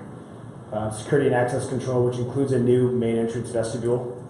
So we're going to talk about architecture and some new construction, but minimal, but new. New doors, things like that. Technology we talked about, ADA life safety, how far we go down that, fire protection. That actually has not been estimated yet because they're a little more specific. So right now I have a range that goes up to upwards of 11 million, and there's 4 significant categories we haven't put in there yet. Again, just kind of painting that picture of where we're going. So 11 million, our best grant would be around 5 something. 40%. Yeah, around 40%. Yeah, so about 4 cents on the dollar. You'll get from BEST. There's and I think we talked in other discussions, but obviously asking for if you guys want to apply for a waiver reduction, it's an opportunity. It's something that Cheryl will want to talk to the administration about as well if you want to go down that route. But you got to show a lot of numbers and a lot of reasoning why you need that. But the waiver would have. Say it. The waiver would accomplish what financially? You can apply to have your waiver, to have your match basically Diminished or altogether gone. No one's going to ask altogether gone, but if you're 40%, you can fill out a waiver to say make it, ask for 50 to reduce that. And that form's on the website, but there's a little more to it in terms of how it presents itself. But I've seen it, and it's not unsuccessful. Because we had talked at one time about the fact that we might go back for another mill levy override, and that to tie that into the best grant, that the mill levy override, the best grant would be contingent on accomplishing the mill levy override. So we had our match. Right. So there's 2 ways to do it. Most people go get the best, and then they go to the public and say, we're asking for this and you're getting 6 cents on the dollar. You know, it's one way to do it. It's usually, you know, Brush last year, they're doing a $35 million project. They went and got the bond first, which I thought was very courageous. And so they walked into Best, and everyone just, I mean, they didn't have to interview, and 20-something million and ready to go. The first one's probably the best way to go, I think. But where you want to go? I mean, but that does bring up the bigger picture, and we are going to get to the spatialization part. And that's, Did Brush have the money before the Best? they approved the was even bond. approved? They approved the bond before it. They Before walked Best in was with their even- match. Before Best was even approved? Yeah. That was a confident group, I suppose. Good politicians. So, you know, the purpose of this, you know, and the reason why the architect and our head engineer are not here to talk about details of scope is because what is really important, and was important Monday night, and what's going to continue to be important, and the real reason I'm here, is we need to talk about this bigger picture. And the bigger picture is how does what we're doing right now, what we're going to ask for, fit into what Best wants to see, and we can even throw Best out the window what the application looks like. How does this fit into where the district's going from a facilities point of view? And the things that we've done so far, I think, have brought up some motion and some options and some discussion that obviously makes some people uncomfortable and makes some people stand up for what they believe in, which was great. And that's where this needs to go, I think. And you guys hired us to do a job, and we're going to do it. And if I step over lines in terms of bringing these things up or challenging the district or the board to go a certain area, then I can back up, I can give you a report, we can put something in and hope for the best. But I don't think that's going to be successful. I don't think us filling out an application with some engineering work and some numbers is going to be successful. Because, you know, we are asking you guys, and we want you to get to a point where we're as excited about putting this together, because it's this step, what we're asking for, what you're going to ask the public for eventually. These facility upgrades are part of this direction that the district's going. So one of those things that brought up was we did a space utilization study, I suppose. And at this point, it was high level, and I think it's going to stay high level until we get some direction on it. But, you know, we have to fill out sections about demographics and student enrollment, and future use analysis, and economic conditions. And they ask for those things because you need to paint the picture of why you're asking for potentially a $15 million project. They need to know their money's going a great place, and so does your community. That's part of this bigger plan. And so doing a spatialization effort, we noticed that the middle school has a lot of empty classrooms, a significant amount. And I guess the question came up, can you go ask Best for these? Can you go ask Best, can you put your own money towards it and the community's money towards it, if you're going to be putting a sophisticated HVAC system with heating and cooling and controls and everything's working on its own, and the place will be humming like a, you know, Tesla, and it's going to be humming in empty rooms. Is that a wise investment? And that's kind of where this is led. And so our spatialization effort was an effort to, or is an effort to see, is there another plan that the district needs to consider in terms of utilizing all the buildings that you have. And you have you have 4 building systems, I call them, but the high school is 3 buildings, or 2 buildings in the gym. And this is 1 building, but we've talked about how many square feet it is. You do have 2 elementary schools. So we get, you know, our efforts led us to an option that we brought up Monday, which we're going to discuss on the next page. And, you know, the purpose of this as well is not to get into the hard details. I can give you a general overview of what it is, but essentially would be a consolidation of district facilities from 4 to 3. And we did look at different options, and the options that we brought to the table would be to consolidate the elementary schools into Fisher's Peak and into this Park Street area. And that would result in eventually down the line, not tomorrow, and down the line would be to close Eckhart Elementary. That is not our recommendation. We don't have a dog in the fight. We didn't come and say close that Eckhart, but where we came from is, if we're putting this together and putting a plan together, and we are looking at it from a different lens, and you came and asked us for $15 million to do this work, and I looked at that information, and I see this stuff, you know, does that sound strong? And I guess that's why we brought it up. And that's the challenge I have for everyone to have a discussion. And there's no really wrong answers at this point, but it needs a discussion needs to happen. I think. And I think our team thinks. But you did hire us to do a job, and we can just do it. We have other options. It's not the be all and all. So I do want to take questions on this. I think I don't think everyone came here to be silent tonight, honestly. I have a question. Yes, sir. When you decided to do this facility consolidation option, were you prompted by anybody in the district to eliminate buildings or anything? No, sir. I mean, we asked questions with Jeff and Steve about the empty classrooms we were walking through, and we know there's enrollment issues. We knew that the space here and putting money here with it being very empty was the first place for us to start putting kids and filling up. I mean, everyone has opinions about it, but we're coming at it from, I mean, this is why we sent things out asking for numbers and district policy on classes and grade function and especially classroom needs, the number of classrooms per grade and enrollment and capacity. That is what the evaluation is.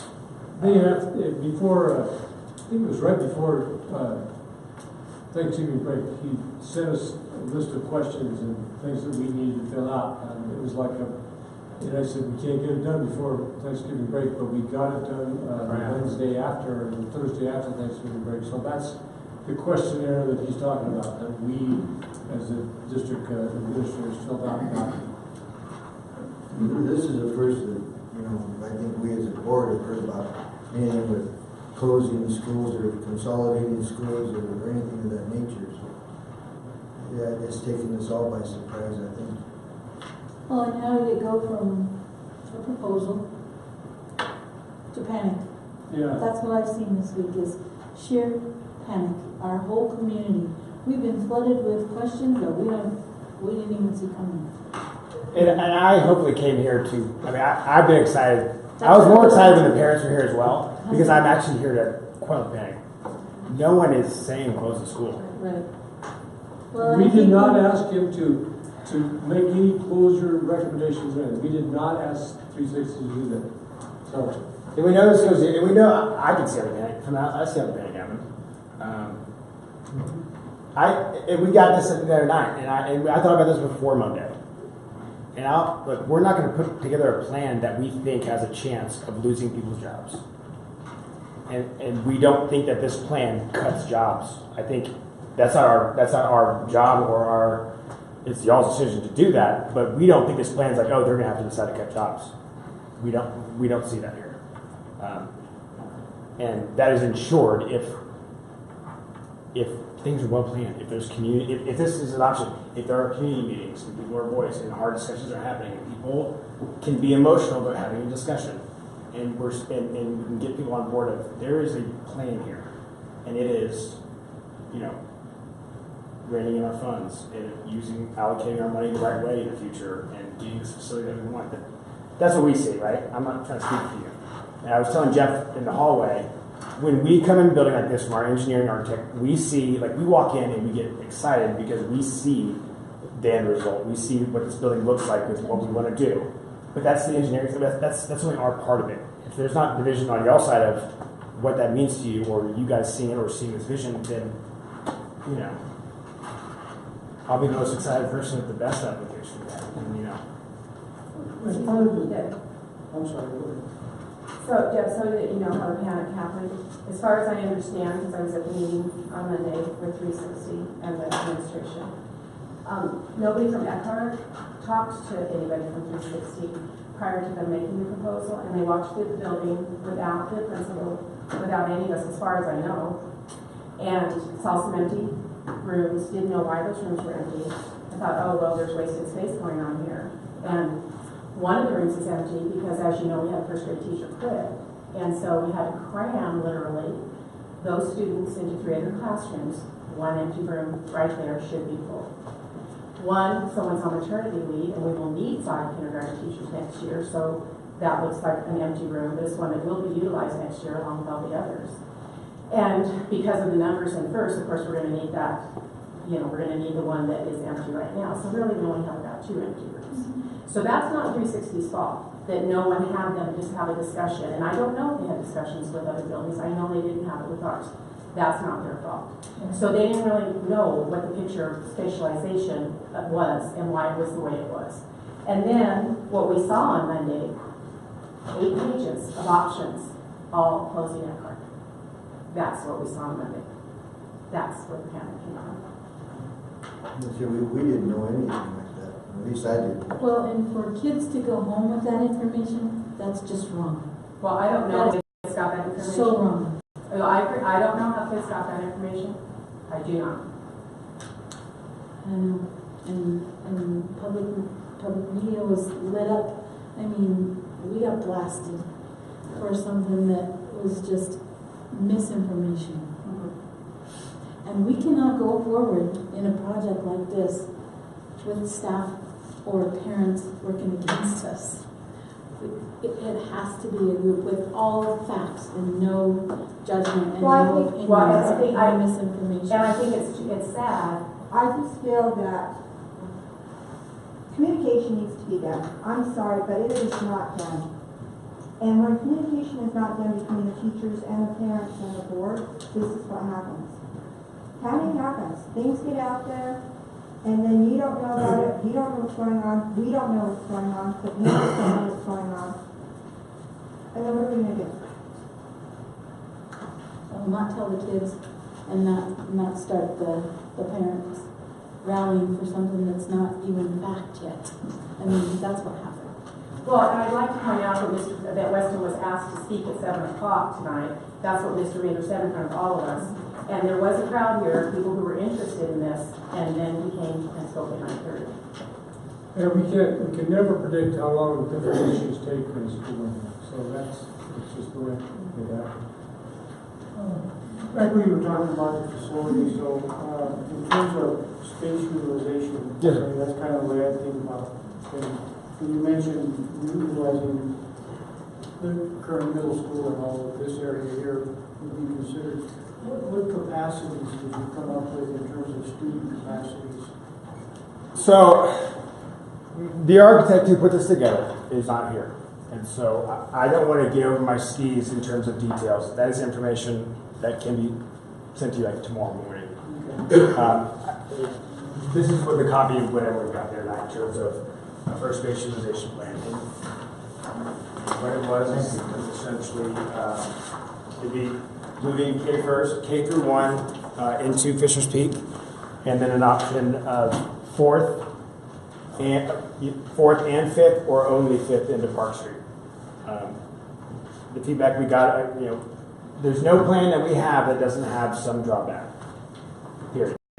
Whether we don't do that or not. And again, for the record, we're not recommending this.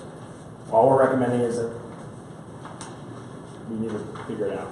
We need to figure out what direction you guys want to go. And I have other options that I will help you guys think about. I didn't know if the other night, Monday night, was respectfully a microcosm or if it was a representation of the community. It's y'all's community, it's y'all's teachers. You guys probably know and find out. I trust that when I heard it, in working with the county, I know this community has a voice when they want it. This, and that is representation. This is how politics work, right? If there's 50 people in here who are against this, and there's 1,000 that are for it, and the 50 people are here, then that's where this is going to go. So we're going to take a lot of stock in that, right? We're still going to put the facts out there with numbers and with specialization, because you guys didn't make a decision yet or a vision for this, and everything's going to have drawback. But I think what we want to do with best is fill some of these gaps. If we still don't know what we want to do, and to me that looks something like this. If I'm putting it together, these facility issues at the middle school need to get done, and and they need to be done comprehensively, including Park Street. And if that's the only thing you want to do, and we've decided we're not going to look at space utilization, we're keeping those two elementaries in the high school, and this is how it's going to be, and we're asking for all this money for that, you can do that, and we'll see where it goes. What do you think, in your estimation, Desk would say if? Well, that's the other thing. There's also a chancellor that we feel this way, and that we can have a meeting with Cheryl or apply, and they'll skip the first 7 sections and don't care, and that they look at a good project, and there is a chance they don't care. And I'm not willing to bet on that right now, and I don't know if you guys want to. And I mean, they asked for sections about all those things I listed, and then the last section is a strategic plan for implementation. That's where you start to give a preview of the project and a strategic implementation. I mean, to me, it asks for they're asking that much money. There needs to be a plan with what you're doing. But they might not care as much as the community and Weston and 360 and an architect and everyone's making. This might just be we could look back and it's like, God, we got really upset for nothing. We could get $15 million. But I think we need to plan for a strategic plan. And why I say that is because I think outside of BEST, that is a responsible plan as well. And I'm not sure if it's my place to say that, but you're going to ask the community to match what BEST is in some way. I think you might want to bet on them wanting a plan as well. But I'm an outsider. I understand that. And the reason So that's why I'm bringing this up. About look at an old facilities master plan that was done 15 years ago, found an old copy, and I think in that copy it had each building and listed the capacity, student capacity. Right. For building. Is that something that you've done? We have those numbers. I was looking at that email before I came in. We've done all of that work. Yes, sir. So I'm sorry. Get back to saying the other plan. Okay, so there's the just ask for the building, and then there's this of we're going to consolidate, and then there's this other plan that I think is not BS, and I think it's rational. But what I think we should do is it's the same thing as any plan. There needs to be a commitment to it. I think for it to be real, and that is we need to get these improvements done anyway, and we think that there's an opportunity for growth, and if there's growth, then we'll have these buildings and we have this space to grow into. And we're also going to be aware that if we don't grow and we lose students and enrollment declines in some way, that we will also be aware of that being an option. And I guess the number I could throw out is we'll look at it in 5 years. I'm not saying you have to or you should, or whatever it is, but that is a plan that I think is something to consider as we go down this. I mean, that's something that we'll do this work and say, look, in 5 years we will decide how to use the space. And perfectly, you don't have to do it, but I don't think it's a bad idea. And again, I'm trying to find out what lines I'm crossing as the person you hired to do this, and I'm excited. We want to do this building, and I want this. I've been working around Trinidad with the courthouse for a couple of years, and they've been trying really hard to get work done. And I know it's tough around here. I really do. I've been at the course for over 2 years, and we've done nothing except for just get excited about something. And so, I guess I have a weird passion for Trinidad and get this thing going. I want to go in front of Bess and get home now. In terms of the buildings, you look at, obviously, TMS, the whole facility, did you look at any other buildings, or did you just focus here on this one? Yeah, when we get that report, we have to, and we did analyze it, and we'll have scope line items and cost estimates for every building.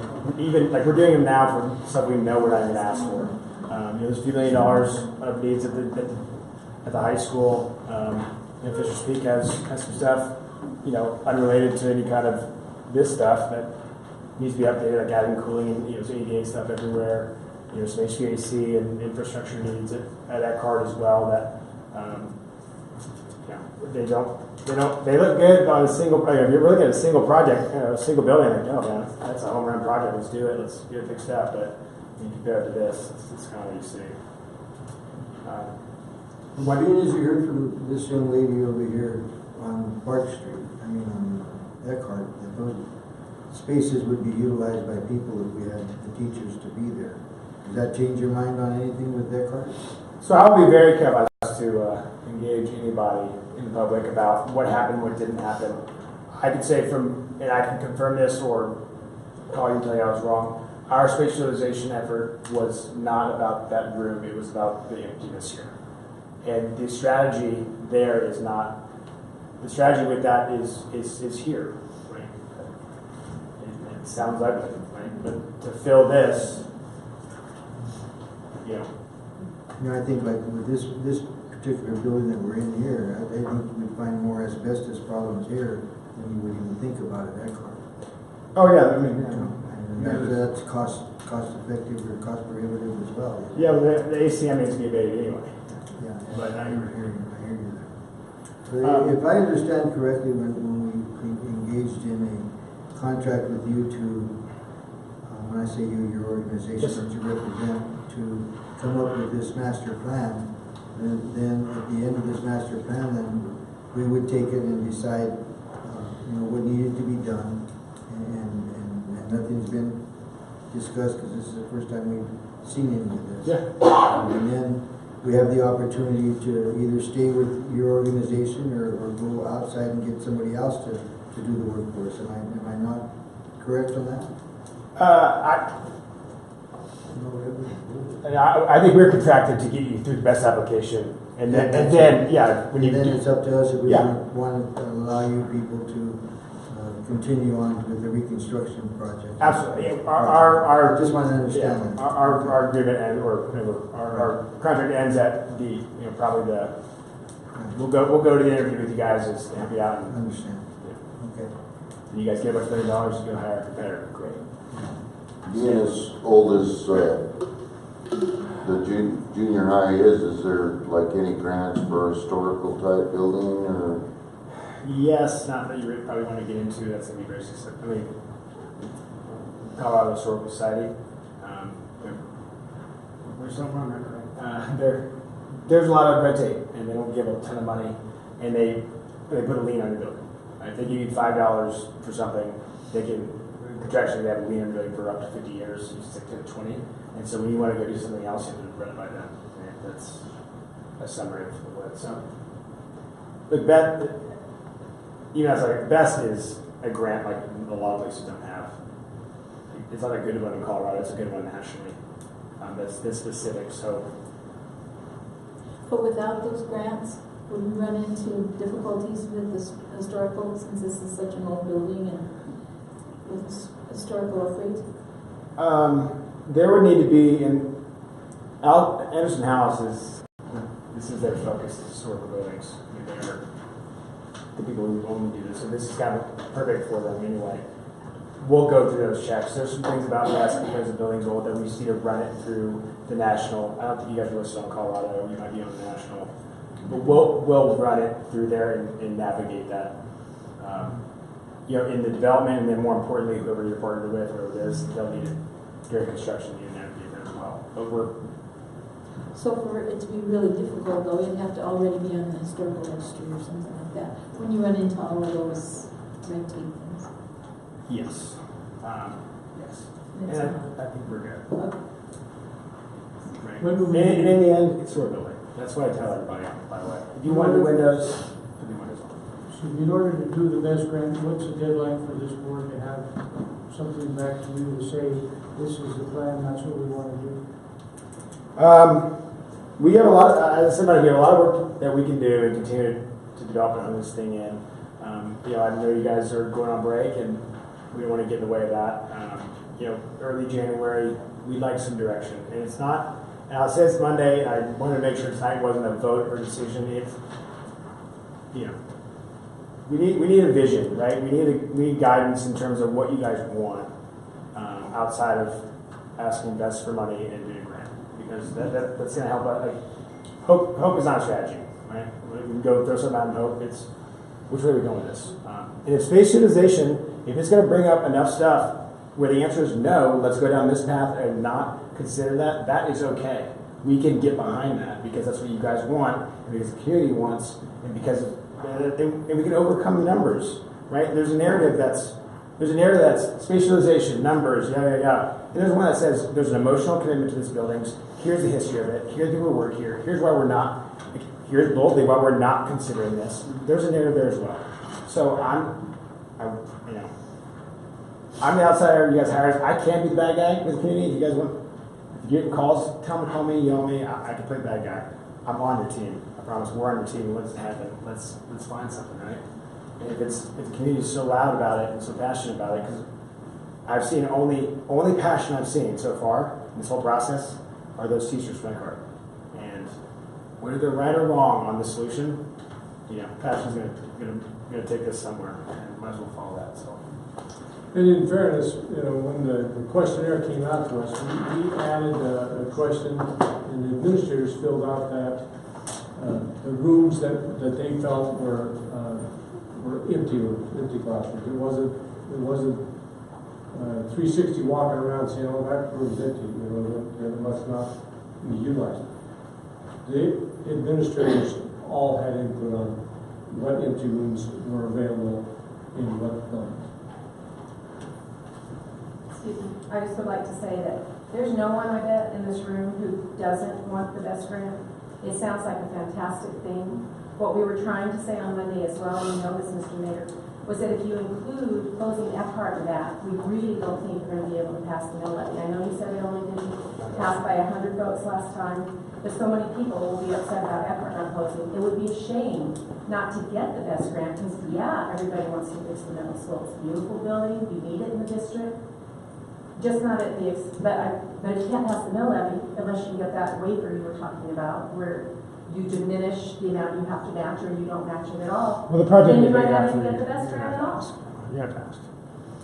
And she's right. I mean, that does actually very fair point. And getting into the bond is, we said Monday night is we can only take this thing one step at a time. If we're looking ahead a little bit, we want to play the game where we got the best. Bond is the next thing, and that's a challenge as well. I don't think we want to focus on it too much, because if we feel defeated there, then we're going to feel defeated here, whatever it is. But one thing we didn't mention as well in terms of if that happened, it's 3 or 4 years down the road that it happens. You need consolidation. The consolidation. Where 3 years probably construction, in another year where we're actually going to need, in this conceptual imaginary world we live in where we do this, we'll actually need the space of that cart while we're doing stuff at Fisher Speak, which is I agree to hear that. Yes, ma'am. Wait one second. And then lastly, I mean, just kind of as you look at that big picture, I think that time matters, and something to consider if you do this. Because I think a big part of the passion and the feedback came from what I felt was not intentionally, but unintentionally. Everyone's like, they're going to vote at the board meeting tomorrow night to close that cart. Like, I think that's what the message was.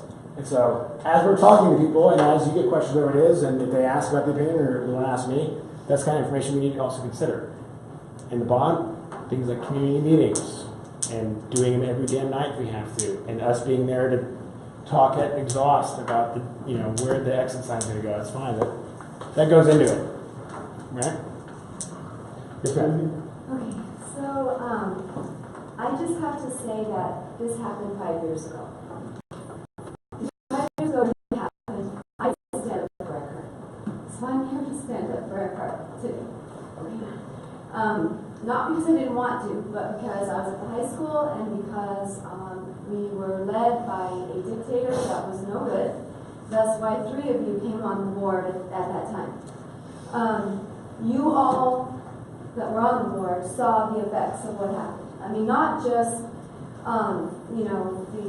the overcrowding and the people, the community being upset and everything. You saw that. You lived it with all of us. I would be remiss if I didn't stand up and fight for the school that I attended kindergarten through 5th grade when I was in elementary school.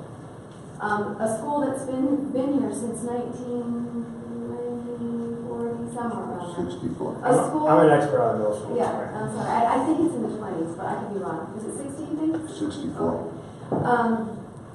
I'd also a bond was passed, I'm sure, to improve Eckhart Elementary School and build Fisher Speak.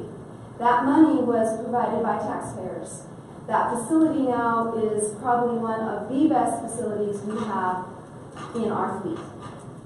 It is, because it has been updated. We've done different things over the years because of radon and different things. It is a place where children prosper for early childhood. And that is it's very unique, and a lot of schools in Colorado have K-2 schools for that reason. Because when they tried to put those children at Fisher's Peak, there was no room for them all. The little ones pretty much, and again, I wasn't there, that's why these people that were there provided their input on what it was like up there during that time. So much so that the community was upset, and the board heard that. So much so that they reopened the school and made a promise to our community that that school would not close again. And I just want to remind you of all of that, because 3 of you are still here. And I get it. You know, nobody wants to close their school. I understand that. Nobody wants that to happen. And I agree with Ms. Hardy. We want the best grant. Of course we do. We want to improve our facilities. We have to improve our facilities. But it shouldn't be at the expense of 5- and 6-year-olds. It should not be. And 5 years ago, the parents, the teachers, didn't have the opportunity to come to these meetings, call board members, get upset, whatever they have to do. They didn't have that opportunity. It didn't happen. It just closed the school. It just happened. Because we were ran by a dictator at that time. Sorry, but we were. And it just happened. And so we really want to go back there. I mean, we did not pass our mill levy last year. We lost by 100 votes. Because people were afraid that we would not be able to utilize our funds appropriately. That's why it didn't pass. I just can't understand how we would pass one now if we're going to close a school, like any school, doesn't matter, and then say that we need the money and now we only have 3 schools.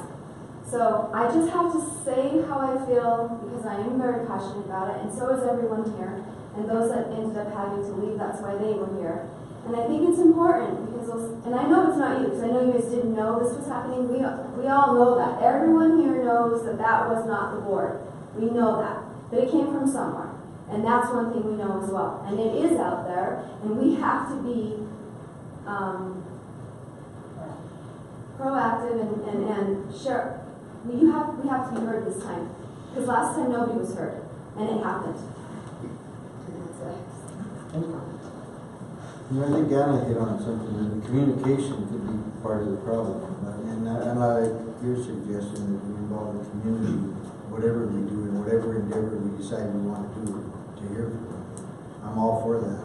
But I think, like Anna said, the lack of communication, we didn't know, you know, and that's unfortunate. That's a major beast. We do need to communicate better and find some way of channeling the thoughts and the ideas and listening to everybody and seeing what needs to be done. Because we are in a pretty sad situation with our infrastructure for the school district. I work in a lot of small towns, sir. Look, everyone who's going to Best, you're going to be at that meeting, put an application, they're going to have, it's a book of like, hey, look how sad we are, give us your money. I mean, this is the point of this, like your school infrastructure. And the things that people don't want to talk about or driving their side of it, right? Student count, demographics, all that stuff. Other people have those situations that are walking that road as well. You guys aren't alone on having numbers that don't look great in facilities that need a bunch of stuff.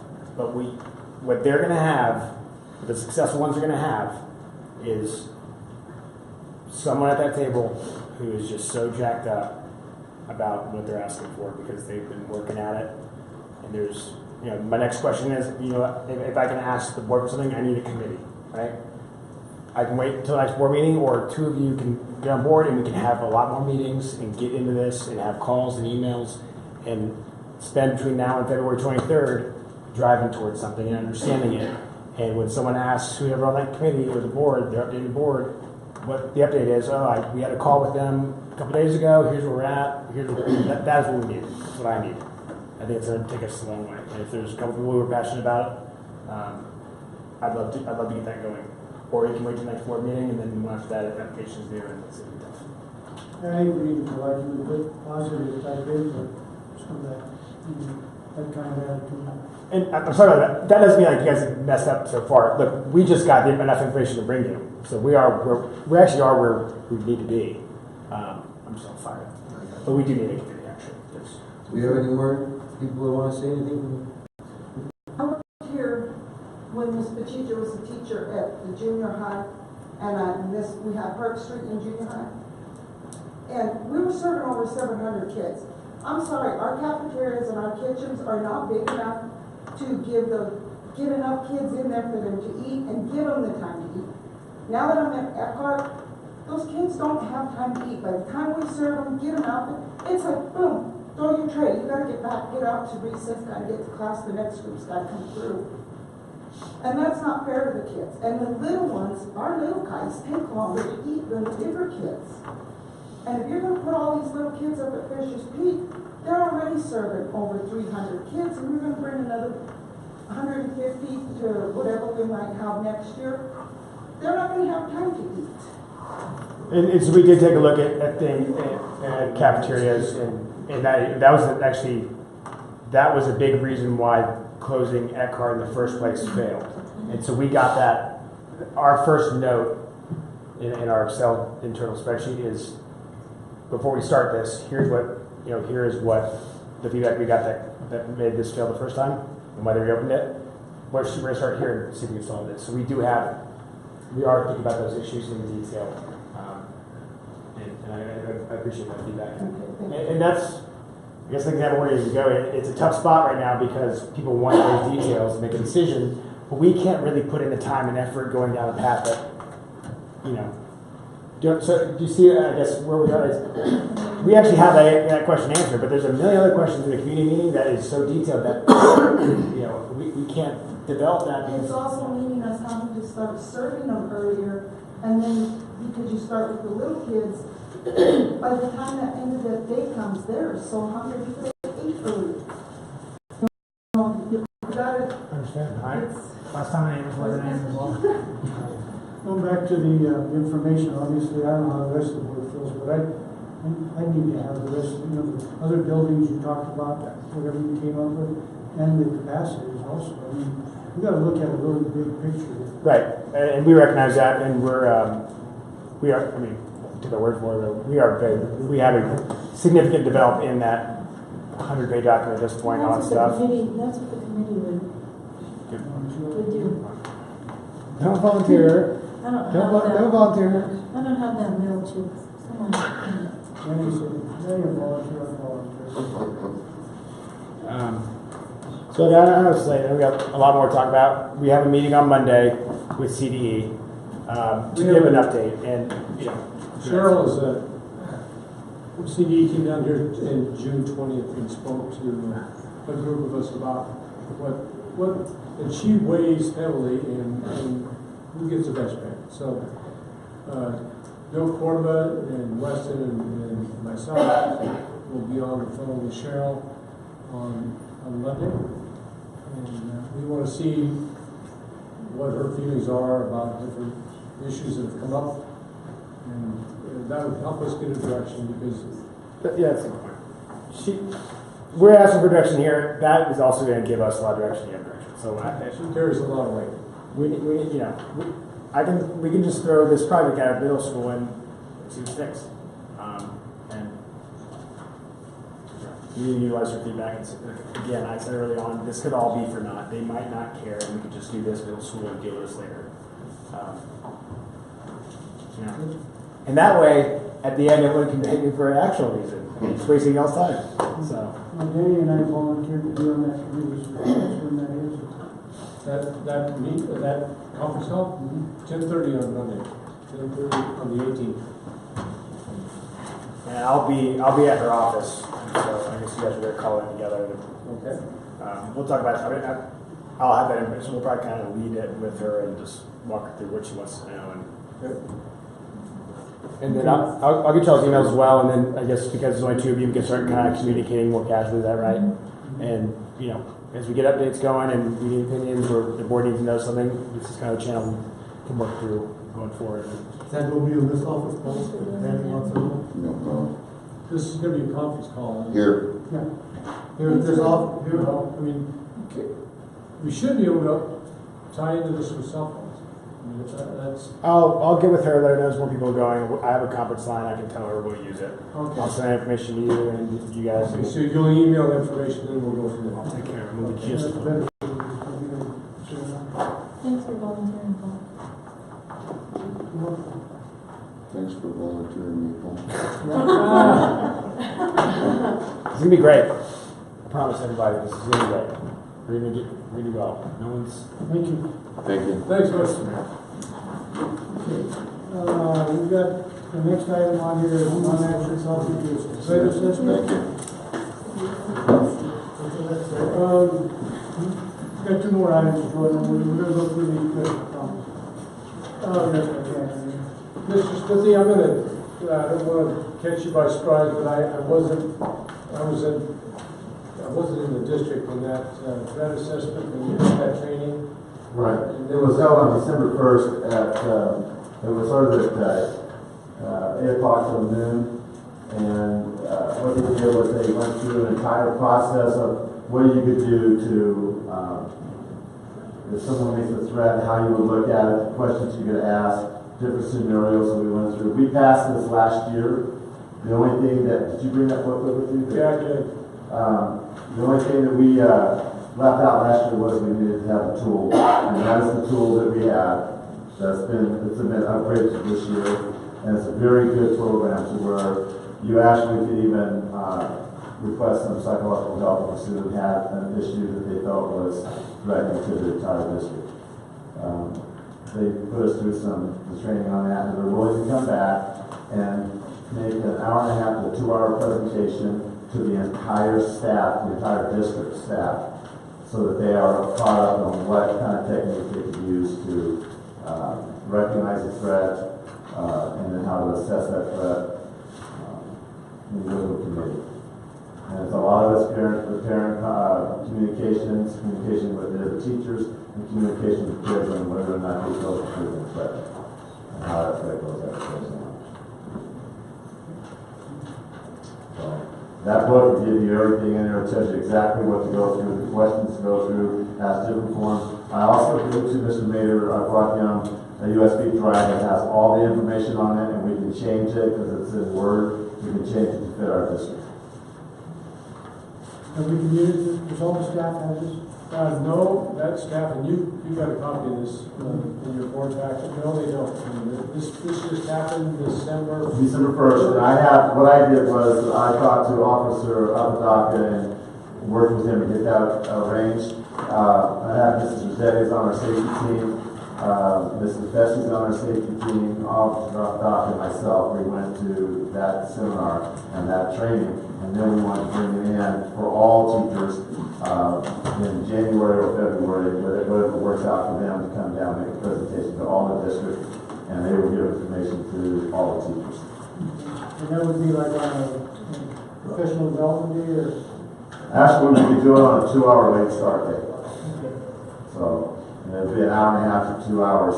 They would like to go 2 hours, but we would just probably start at 7:30, get done at 9:30, so we get half an hour to get to the rooms. But if we know about it as a board, if we want to attend, I think as long as we advertise that we're going to be there as a board, we can go in mass and attend something like that. Sure. Thank you. Okay, and then the other item is the claim request leave form. I think we talked about making sure we have a form and everybody uses the same form, and there's a copy of that in our book.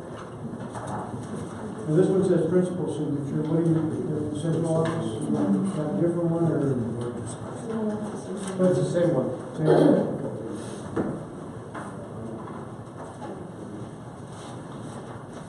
Anybody have any questions on the form?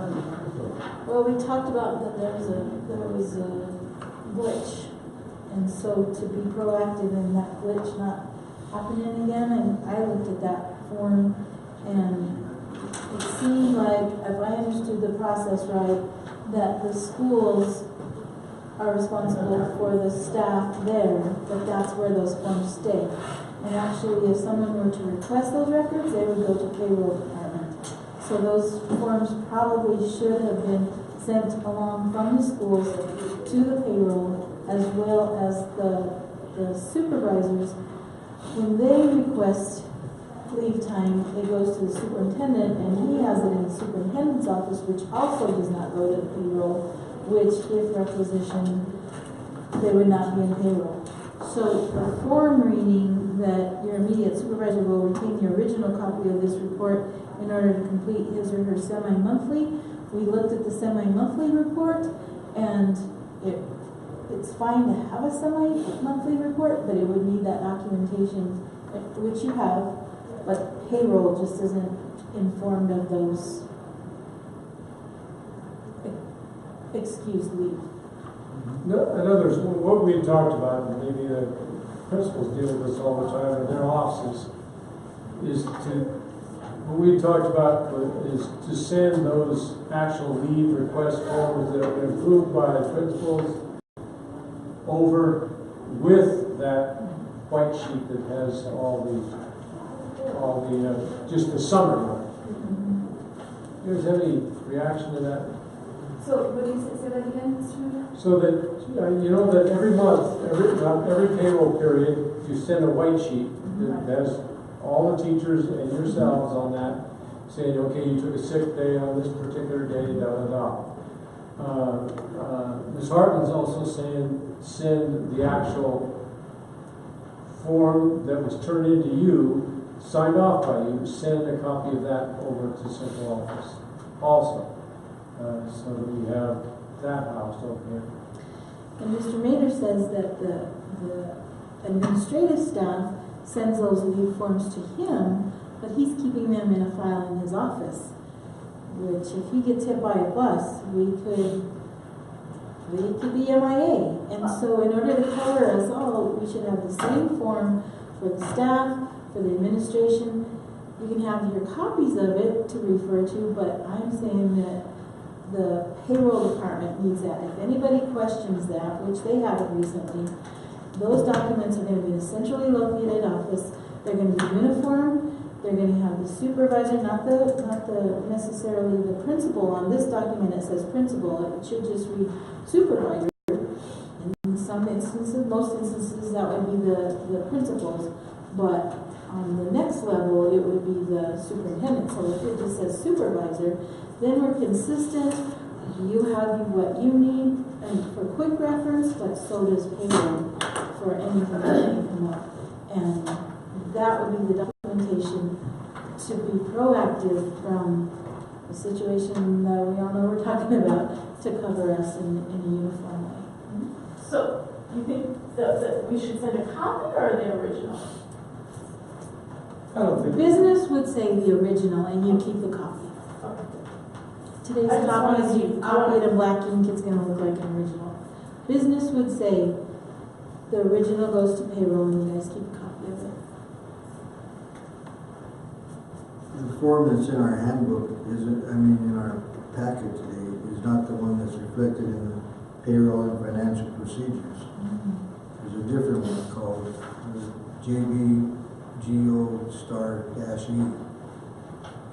So there's not consistency there. Can I see the one you're referring to? May I look? Because we could be using no one, who knows, I don't know. Right, that's another reason that we found the We job need to have descriptions and stuff. One form for everybody, like you said. So, and So we that's could different. re-add So what is the one we're supposed to set? This is the one we're using. Well, this is the one that's in our packet, so I think something needs to be done somewhere where Yeah, no, there's accurate forms. I don't know if they're the same form, just retyped, There's an addition on the other one. which we're at. There's personal leave on one, and I think personal leave is off on the other one, isn't it? That's correct. So let me just, if I may, reiterate, I don't know about Mr. Kennedy because you might not have been here, but, so years ago when we first started working, we used to have to signify if it was sick leave, personal leave, whatever it was. But now it's all annual leave. So when people turn in a day, it's not deducted as a sick day or a vacation. Okay, for teachers, okay, now maybe for custodians that's different. But for teachers, it's just annual. So if they call in sick, it's annual. if they, you Take know, personal take day. a personal PTO, day. paid time Yes, so off. many days. Yeah, so we don't even need all these lines on either of these anymore, because really the only thing we need is bereavement, because that is specific if they're entitled to bereavement. Professional, because sometimes we, you know, go for meetings or whatever, if they go to whatever. And personal. Now, vacation leave could be for our 12-month employees, correct? Well, these are two different, Right. because this is for a 12-month. Right.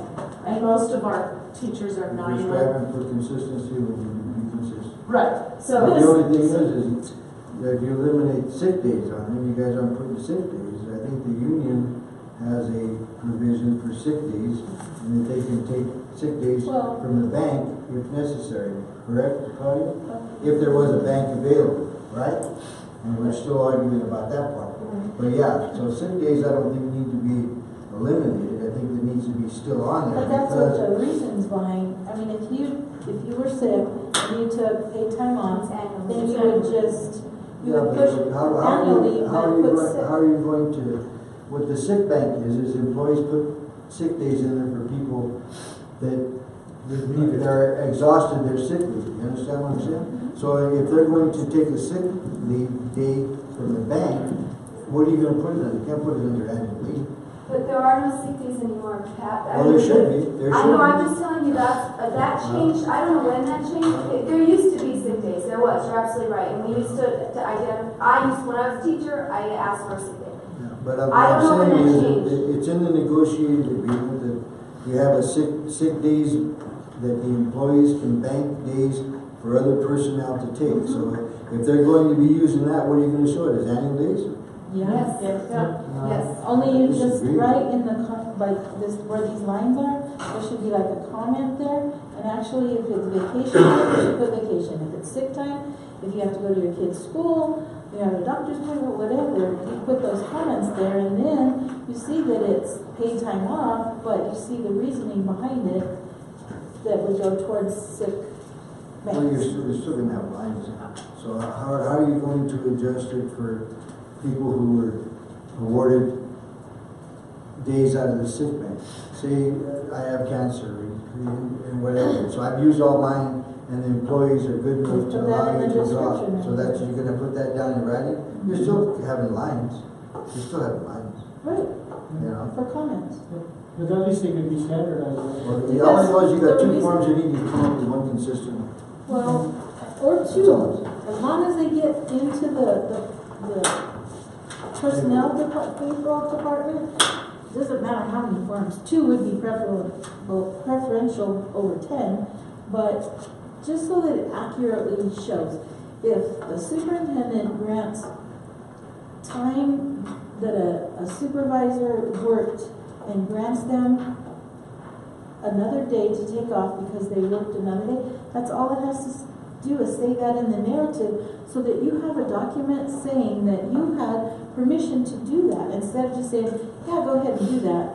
And then it's out in the ozone, there's no documentation, and if that is questioned, like it has been recently, you have nothing to back that up. They would have nothing to say that they were granted that time. He would have nothing to say why he granted that time.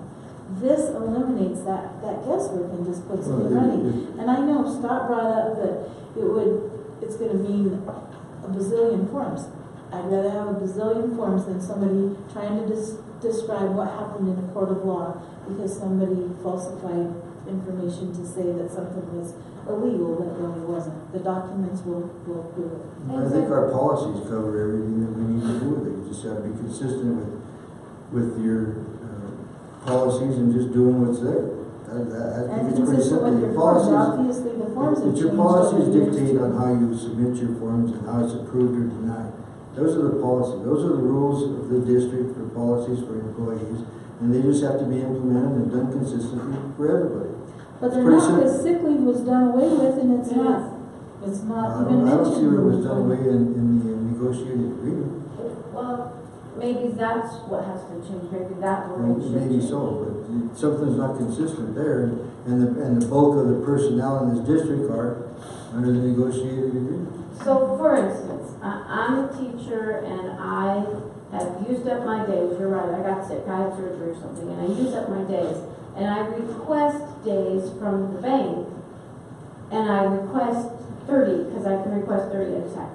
So I request 30, and I'm awarded those 30.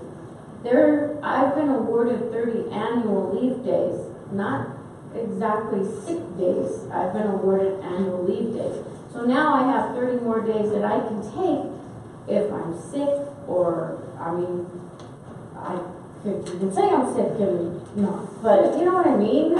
It's an annual leave day. And am I correct then, if you're taken from somebody else's, they should have a leave slip also saying that they forfeited X amount of hours? Well, so now we have To the bank. things going on here. Okay.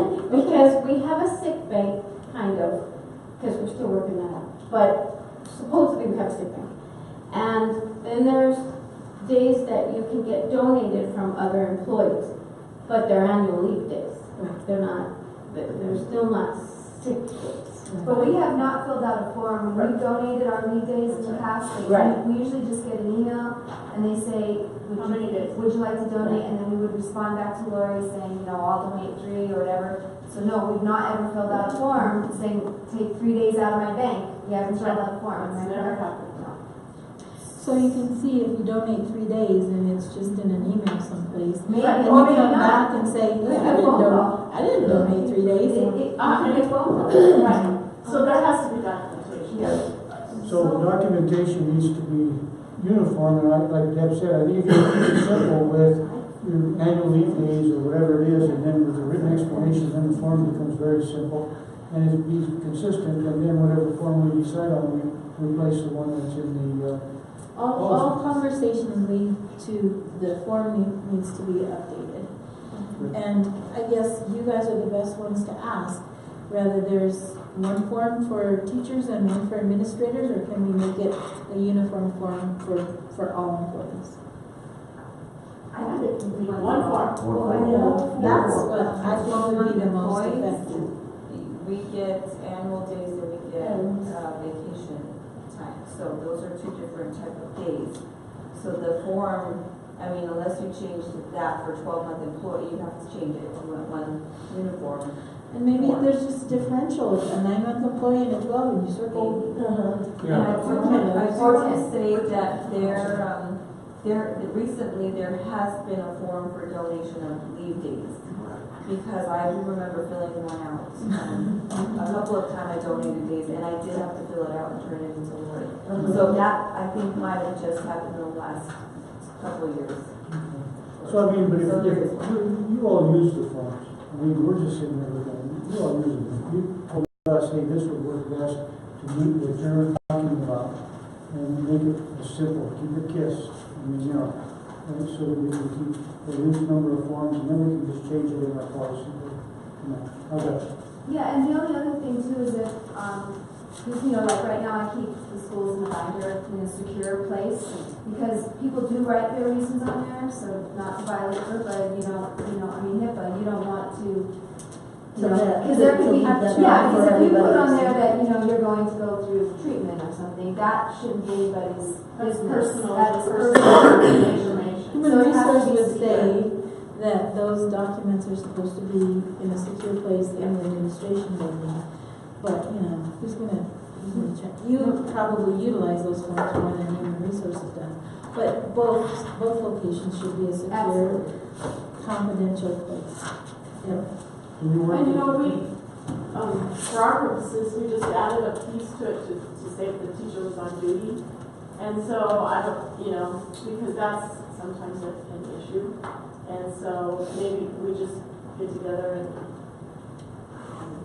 determine what's the correct form that will work for the majority. Would that work for what you were after? Let them work out a form, come back, and we'll just do it. Could we see like a sample, what you come up with by the 10th? DJ. And we don't have to approve them, it's just we're working on it, we don't have to approve them, we could approve them, but if something else, or somebody else sees it wrong, it's just a working document until we approve it. I'm fine. I'm good with that. You guys want us to do it? Yeah, you don't really have to approve a form like that. It's just, that's an administrative thing. We can just work on it and see if it works. Make something work. So if you guys could do that, and maybe get it to Diane, and we'll have it for, we'll set the agenda for. January 10th. Everything on January 10th is going to be a long meeting. Okay, we're getting down to the end of our meeting, so I think we solved that one. Let's get down the agenda to, if I can find it. We're going to go to the best part. The board comments or concerns? What did you say? We're getting down to your part, Joe. Yeah, We got time to so what are we on now? We're on 13, board comments or concerns? I'd like to make a comment on the threat assessment. It's my understanding with the Claire Davis Act, that was instituted and put into law in 2015. Why did we wait so long to do a threat assessment on this district? I understand we had 2 other dates picked out. They were canceled or not scheduled and got rid of, whatever. Why did we wait so long to do something that was so necessary for this district to comply? Okay, answer? You know, we just did the best we could. I mean, you can't, you gotta work around everybody's schedule. We try to include more than just our district in that threat assessment training, so. So who came this last time? Anybody from Who else outside the came? district? Oh, we have Merrill, Honey, and Honey and Carol. Merrill, and there were And some then other there people was- that didn't show up, but I mean, we had, what, about 25 people show up? Yeah, there were people from the community too. Yeah. I'm not sure what entity they were with because Yeah. they were sitting at a different table, but there were some people from the community that came as well. Well, I'm glad that they came, so it just seemed that it was, if we did that in 2015 and were required to take care of it, I just think we waited a little too long for our district to actually implement and get something going. Anybody else have anything else? Yeah, I got an email from, it was, Mr. Baker requesting, information on all the employees, teachers, principals, everybody, all the records. That's gonna cost a considerable amount of money to do, and it's true that we have to give it to them on, what's it called, the act, Open Record Act. We have to do that, but we can also charge him for that. And if he wants all that information, I think we have to charge him for it. Good point, Joe. Substantial. It's expensive, it's gonna cost every principal secretary in the district hours to compile, plus hers. If those rules are gonna work that hard, I think we ought to be compensated for it. And we come up with the price, and if we come up with a price, then we want, then I would ask for, money up front, a portion of it up front, so that they have what's the name of it. I think you're required by law to stay within certain limits for any type of reproductions of any type of forms or whatever. But if this district would have been doing things correctly, that information should have been payroll initially. Why do you want to penalize a person who put in for a core request when this district is the one that's deficient in how they reported those forms? Actually, if you could go to the payroll person, and I think if you had Lori here, because Lori knows what's going on with everything in this district, she could have probably pulled that up within 5 minutes and had it all printed out. It's not, listen, it's not our fault, anybody's fault, that the district isn't compliant with what they needed to be. That's what the discussions are about with the forms and this and that. And we all understand that the forms weren't submitted and done whatever. But if you'd have had Lori do that, Lori would have probably been done with all that information within 5 minutes, and we wouldn't be talking about a lot of charges and this and that, because it would have only been nothing but hitting the proper keys on the computer and pulling up that information. Now she's maybe not here, but that's not any individual who applied for it's problem. That's the problem of the district for being deficient in the way that they've been conducting business in. That's the way I understand it. I understand what you're saying, but you can't just charge an exorbitant amount. I think there's a set amount that you can charge per page. I'm not saying 5,000 or per page. exorbitant amount. Yeah. but I think we should be reimbursed because we're taking time off of paying her to do her job, to do somebody else's job. Well, that's a thing. Excuse me, without the Any of your core requests, regardless of what you're doing, the public is entitled to do that, regardless. And the district can charge reasonable fees. That's right. And they can't charge more than what the reasonable fees are etched already in law. So you can't just charge them $1 a page or $3 a page, that's ridiculous. Mr. Sandoval, with all due respect, I'm the one who got that request. Mr. Baker brought that request to me. I therefore forwarded it to Mr. Mader and to Mr. Manzanares and the rest of the board. Yeah, I got Mr. it. Manzanares, we went over the letter and he drafted a letter for me to send. And I don't know what goes on in the business office. I don't have those reports. I don't have that stuff. The business office does. But the person who is there now is perfectly capable of getting those reports also. But it's going to take time.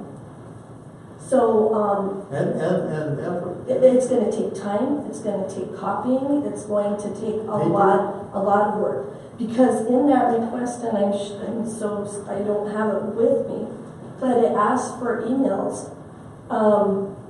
Do you know how many emails we will have to go through? I have no idea.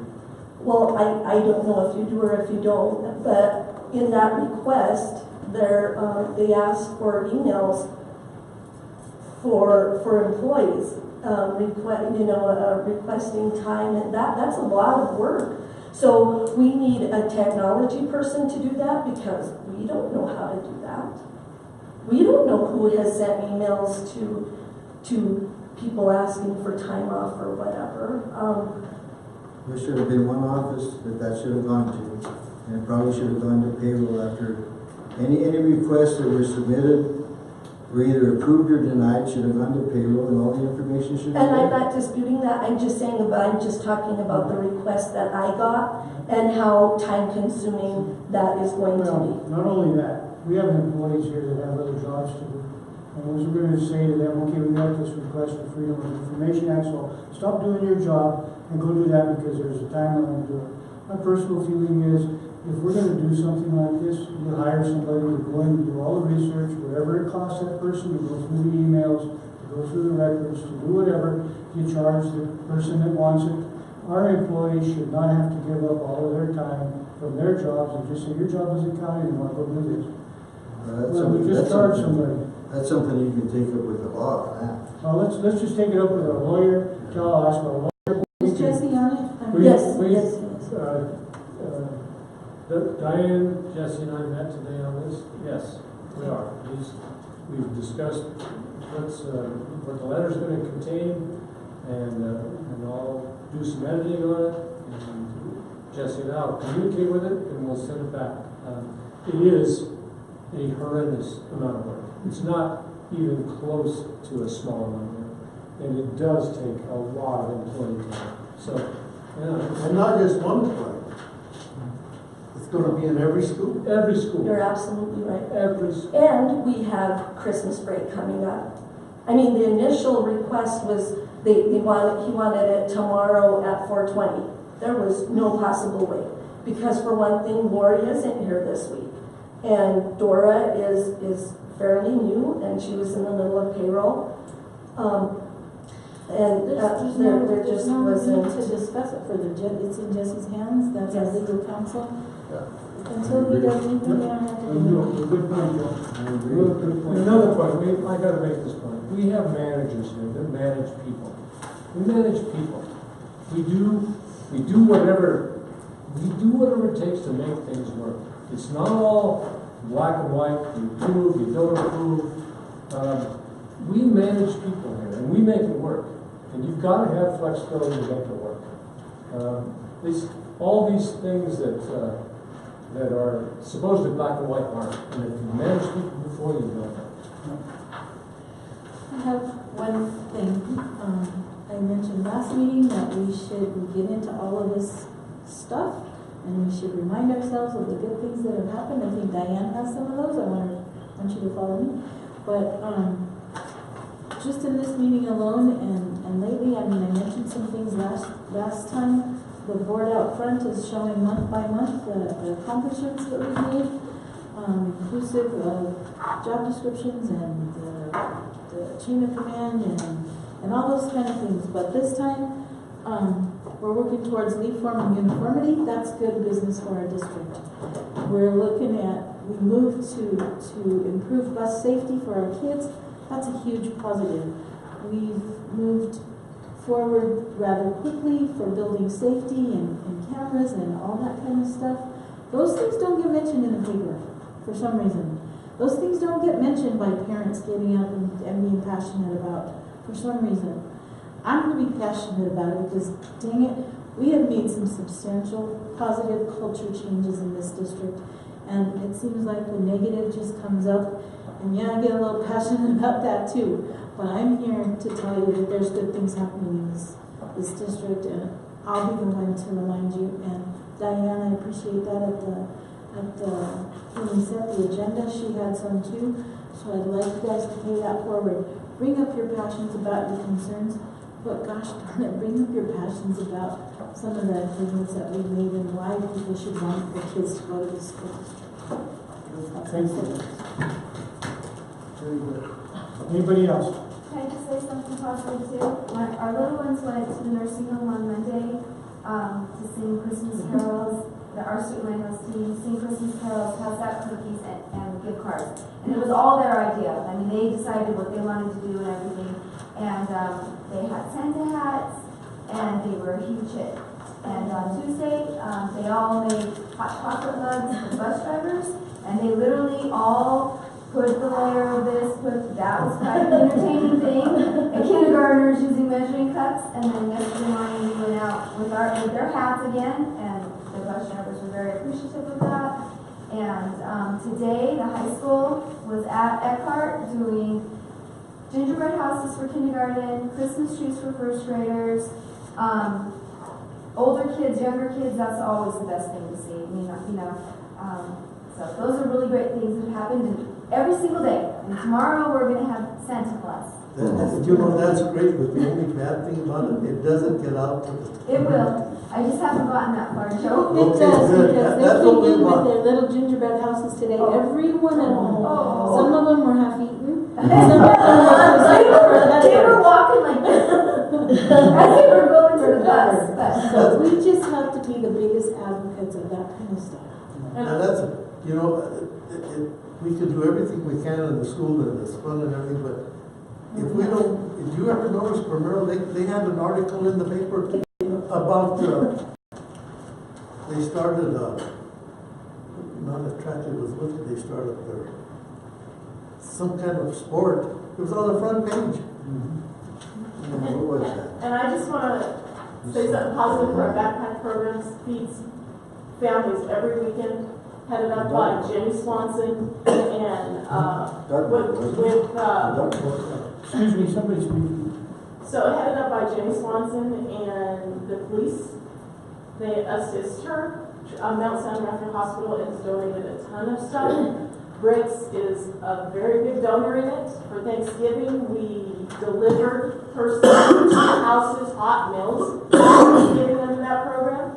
Our Student Lighthouse team raised money by allowing kids to wear, to bring canned food. And they went and purchased turkeys, and they're making Christmas baskets for needy families. And we also have a shop with the cop, and we also have kids that through the backpack program are going to get presents this round. So they got food for Thanksgiving, and this round they're going to get presents for families in need. And so those things are huge, and they do need to get out. That's great. That's wonderful. We got to get it out. Primero, it was a dartboard they started. Oh yeah, that's what it was. Did you see that in the paper? They started a dartboard league in Primero. It was on the front page. We we've got to get somebody that can publish or write or take pictures and write stories and put We them. have that in Carolyn. I mean, that's what we assigned Carolyn to do. She took that, She did, there was articles in the paper recently on the athletics, I've been seeing from somebody named Carr has been writing. I'm sorry, Tom, go ahead. Okay, I don't know if you realize that you've been live all night on YouTube. I broke it into two parts. Before, part one is when you went into executive session. We already have almost 100 views just on part one. You're live right now. It used to tell me how many people are viewing. So there was an interest in the meeting tonight. And I'm going to be doing city and county, and I'm going to look for a grant to come back and film you guys. But 100 views tonight already in your meeting, you know, it takes away the, well, I heard that this was said.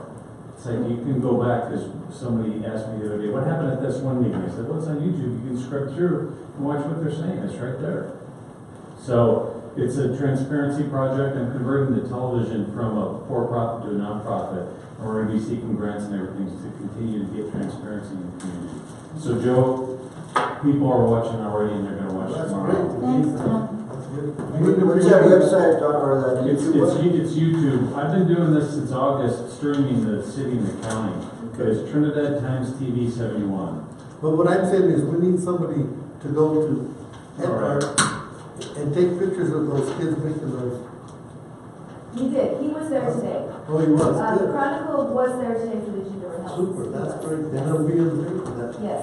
Yeah. I think we as board members have to do everything we can to put a positive foot forward to our district and say and do very positive things out with the press so that we can tell them that we're going forward and we're being positive, not negative. I think that's important. When if the person that we assigned to do that isn't doing that, then it's another person. Trinidad Times TV TV 71. What I was driving at is us as individuals. Are we ready, Paul? Yep, ready, Paul. Move to adjourn. Second. Roll call. Ms. Carter? Yes. Mr. Rosetti? Mr. Sandler? Yes. Mr. Terry? Yes. Thank you.